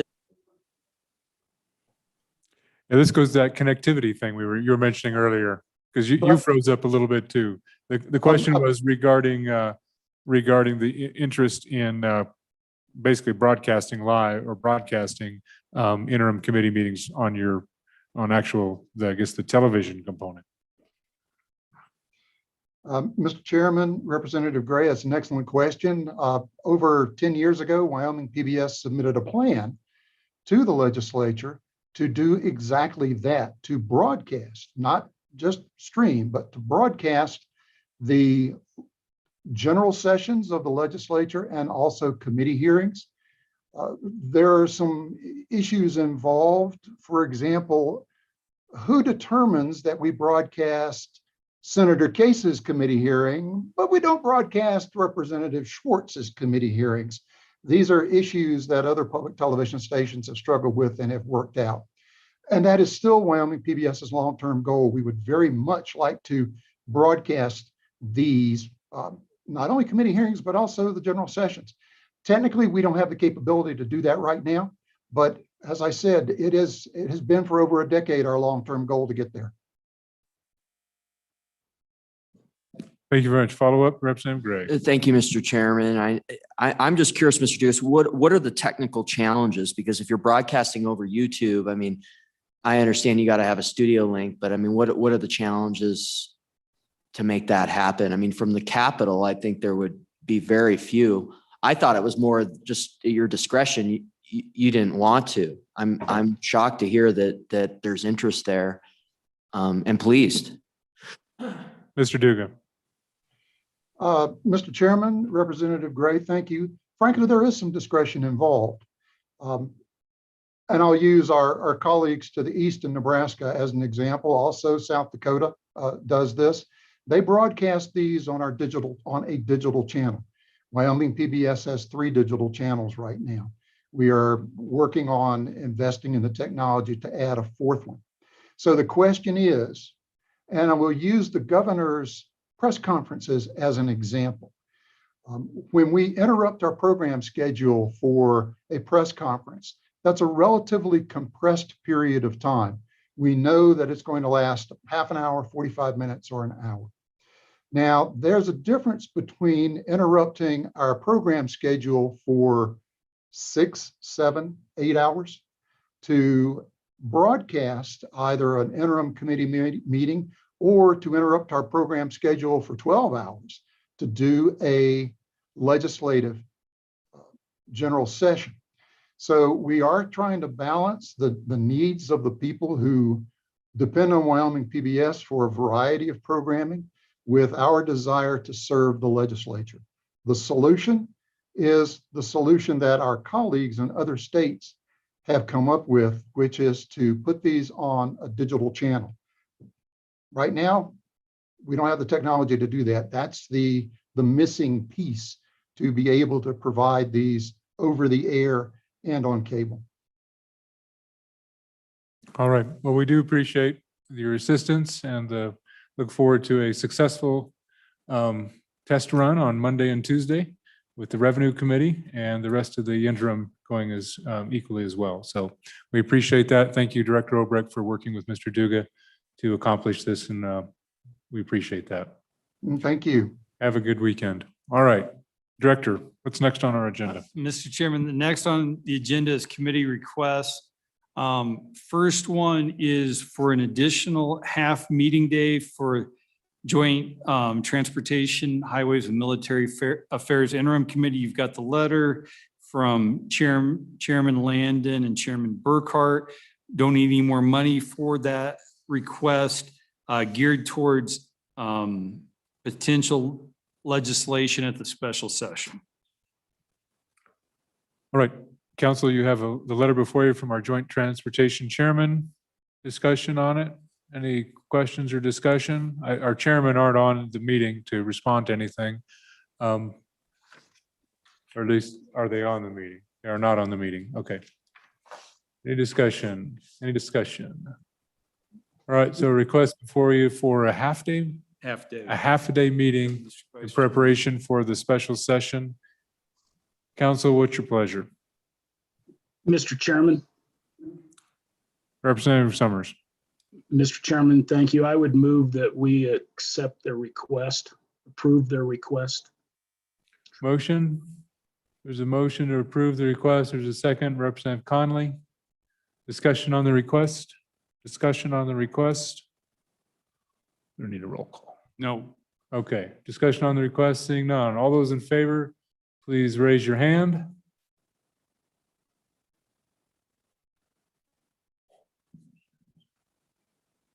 No. Thank you. All those opposed? The request is approved. Please notify the chairman. Director Obrecht next. Mr. Chairman, next request is for 2 additional meeting days with an increased budget for the Joint Education Committee to meet prior to the July session to consider education funding issues related to the American Rescue Plan Act funding. And members of council, the president is not on, so I'll take a little bit of a stab at this on I guess on both of ours behalf. Is we've been meeting and visiting with key education legislators in both houses. And what we've asked in anticipation of this coming here is that they take up both the way to conserve as many of the education ARPA dollars as possible, and also consider looking at the savings, or excuse me, the reserve cap, i.e. the 15% that was in 173 that was raised to 30 and 173. So those 2 issues were specifically spoken about with leadership and some of our key education folks in the last week. So this is where that request comes from, and that's what we've asked them to concentrate on. So any discussions on this motion? And just to be clear, the chairmen have both indicated they don't think they need 2 days. They can do it in 1, but they wanted to have some flexibility. So any discussion on this? Any discussion on this motion, on this request? Discussion, public discussion? All right, council, what's your pleasure? Mr. Chairman. Representative Summers. Mr. Chairman, thank you. I would move that we approve the request. Motion to approve the request. Is there a second? Second, Kinski, Senator Kinski. Thank you very much. Discussion on it. Seeing none, all those in favor, please raise your hand.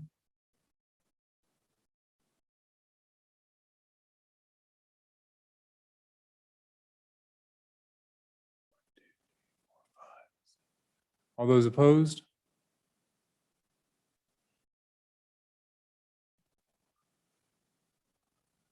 Motion is adopted, 6 to 5. Mr. Chairman, I'm sorry, Mr. Chairman, I'd like to change my vote to a no. Sorry. Chief Clerk. Mr. Chairman, I'd like to change my vote to a yes. All right, so we have two votes that canceled each other. Is there anybody else who wants to change their vote? The motion is adopted. Motion is adopted. All right, notify the Education Committee, please, Director. Further business, Director. Mr. Chairman, last item on the agenda is this year's state capital construction bill created a subcommittee on the capital interpretive plan and wayfinding. And the committee is made up of 3 members of the State Building Commission appointed by the governor and 3 legislators, 1 appointed by you, 1 appointed by the president, and 1 appointed by management council.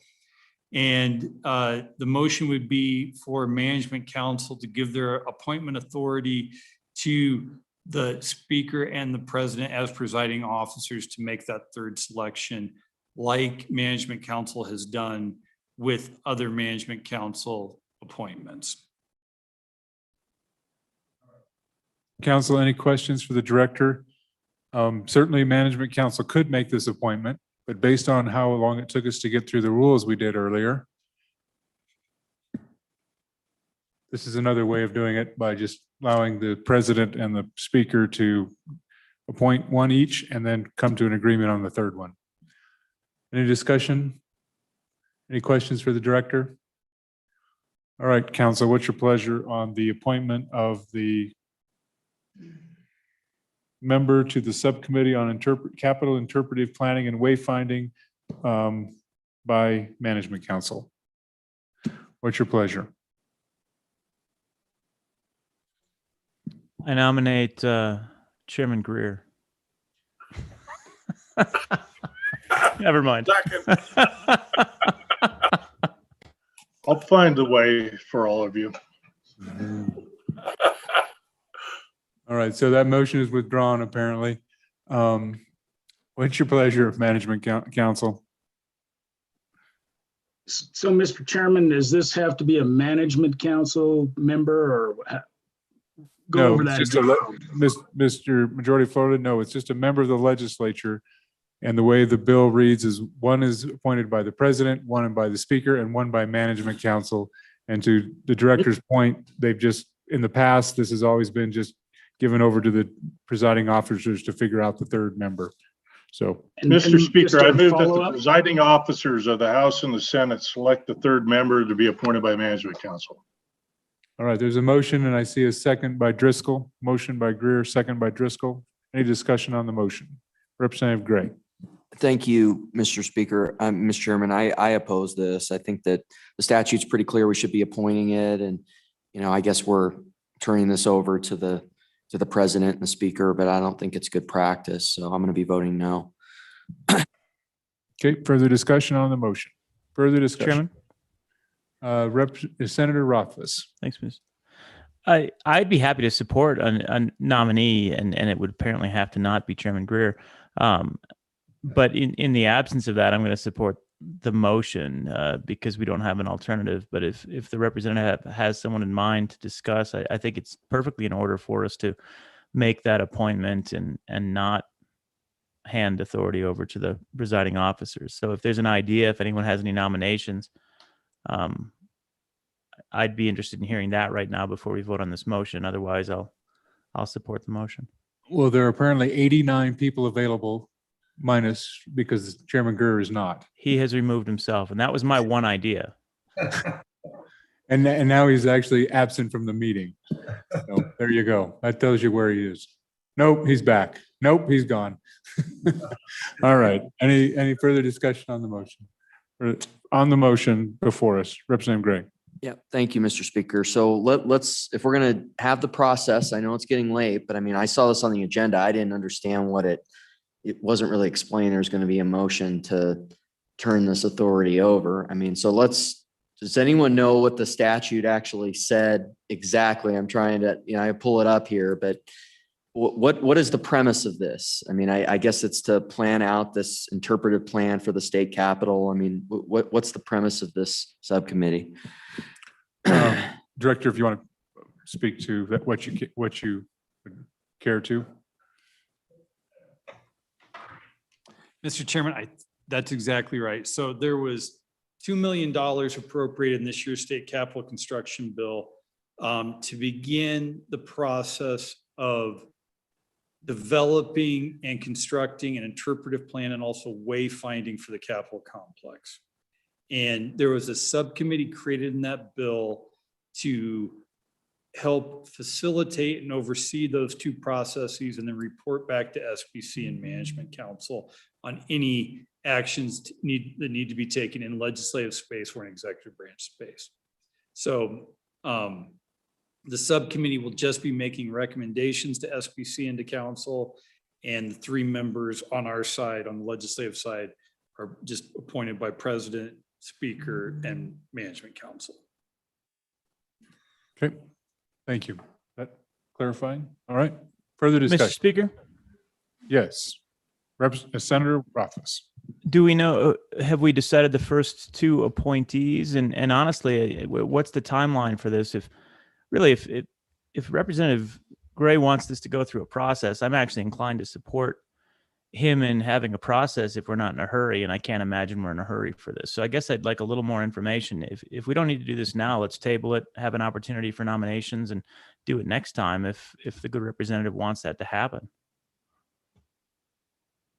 Director Obrecht, timeline? Mr. Vice Chairman, we have begun the process of this being moved forward. We've reached out to the executive branch about this subcommittee. We would like to get it started. We've got some other components of our building management that goes hand in glove with wayfinding that needs to get started and discussed.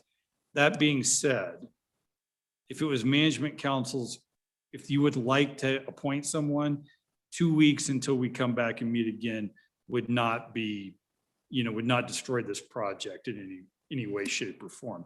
There has not been any other appointments made to this subcommittee that I'm aware of, either on legislative or executive branch side. Okay, further discussion? Further discussion. Representative Conley, and then we'll go to Representative Summers. Mr. Chairman, I was just going to throw out that I think it should just be the chairs or co-chairs of the Legislative Facilities Committee. That makes the most perfect sense. I'm surprised we didn't think about that in the bill, because that is really in part their job. So just my 2 cents there. Well, that's 2 of the appointments. We still have a 3rd one, but okay. Representative Summers. Mr. Chairman, thank you. So the motion if I'm correct, is that the 2 presiding officers will pick the 3rd. Is that, first of all, is that correct? That is the motion as it stands before you.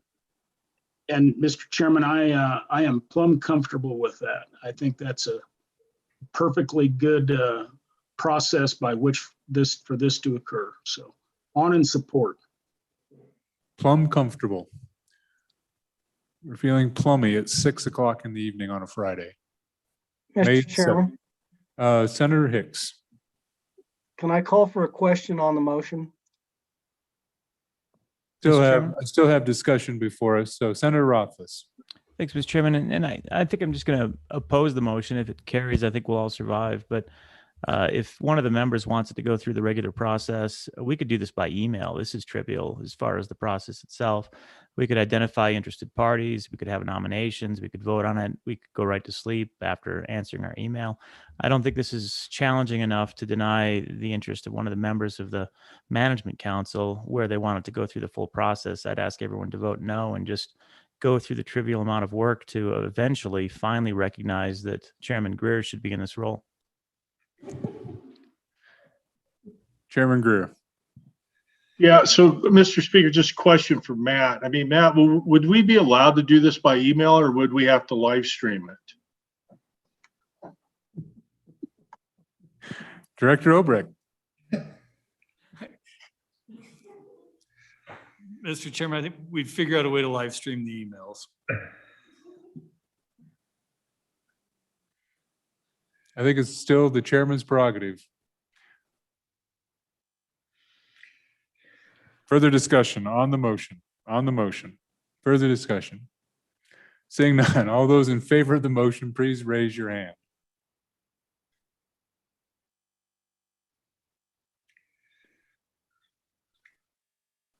All those opposed?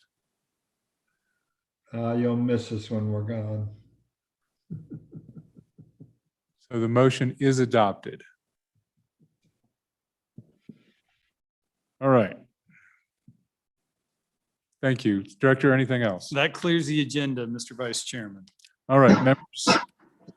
Anything else from the members of council? Anything further?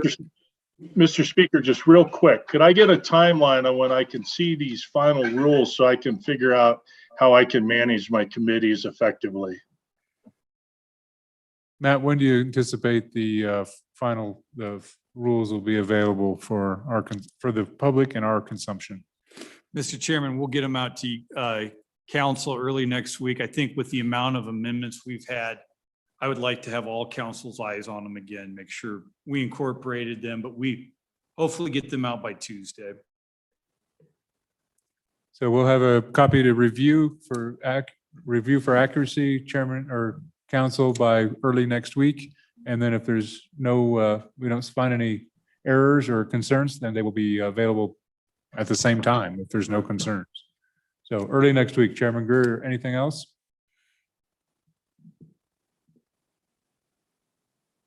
As a chairman, LSO will review those in light of the new rules. Is that how this will work? Chairman Greer, you're coming through one of the two. Can you hear me now, Mr. Speaker? We can now. Yeah, so I assume that once the rules come out and I draft all the exceptions in order to manage my committee, LSO will review those and tell me if I'm acting appropriately to the direction of Management Council. All right, we're getting punchy. It's after 6 o'clock on a Friday afternoon. Anything else? Anything else? Any further business before the council? Any public comment? Any public comment? Public comment.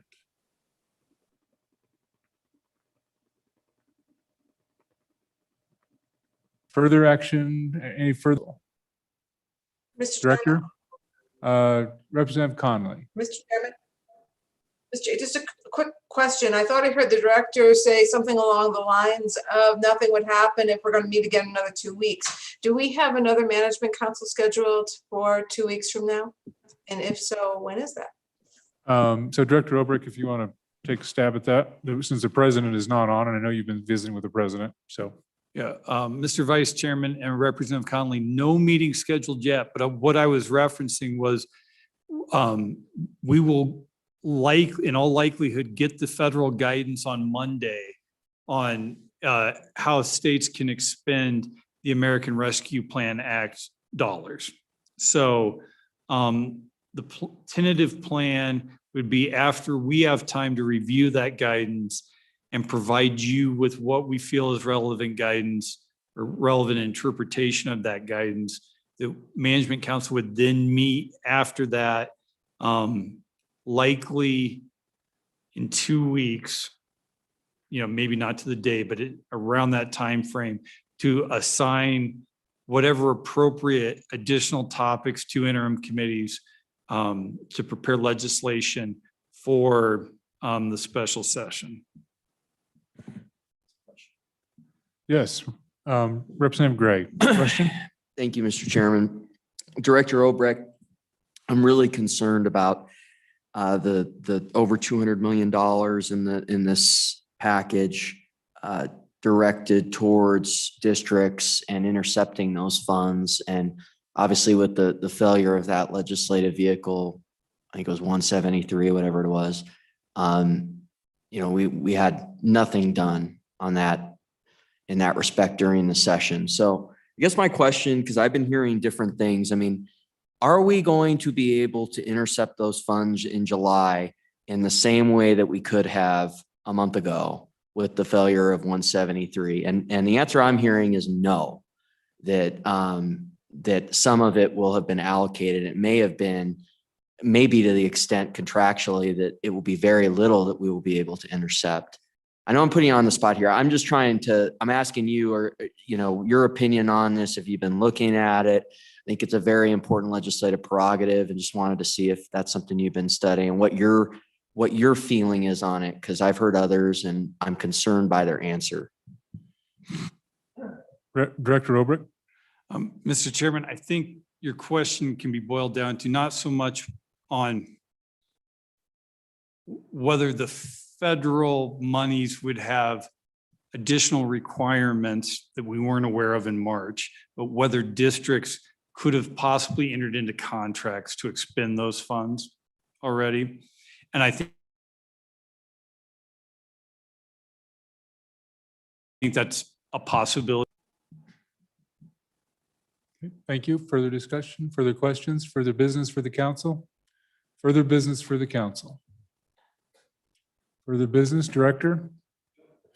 Seeing none, council, we are adjourned. Thank you. Safe travels to your kitchens for those of you at home, and the rest of us will drive safely.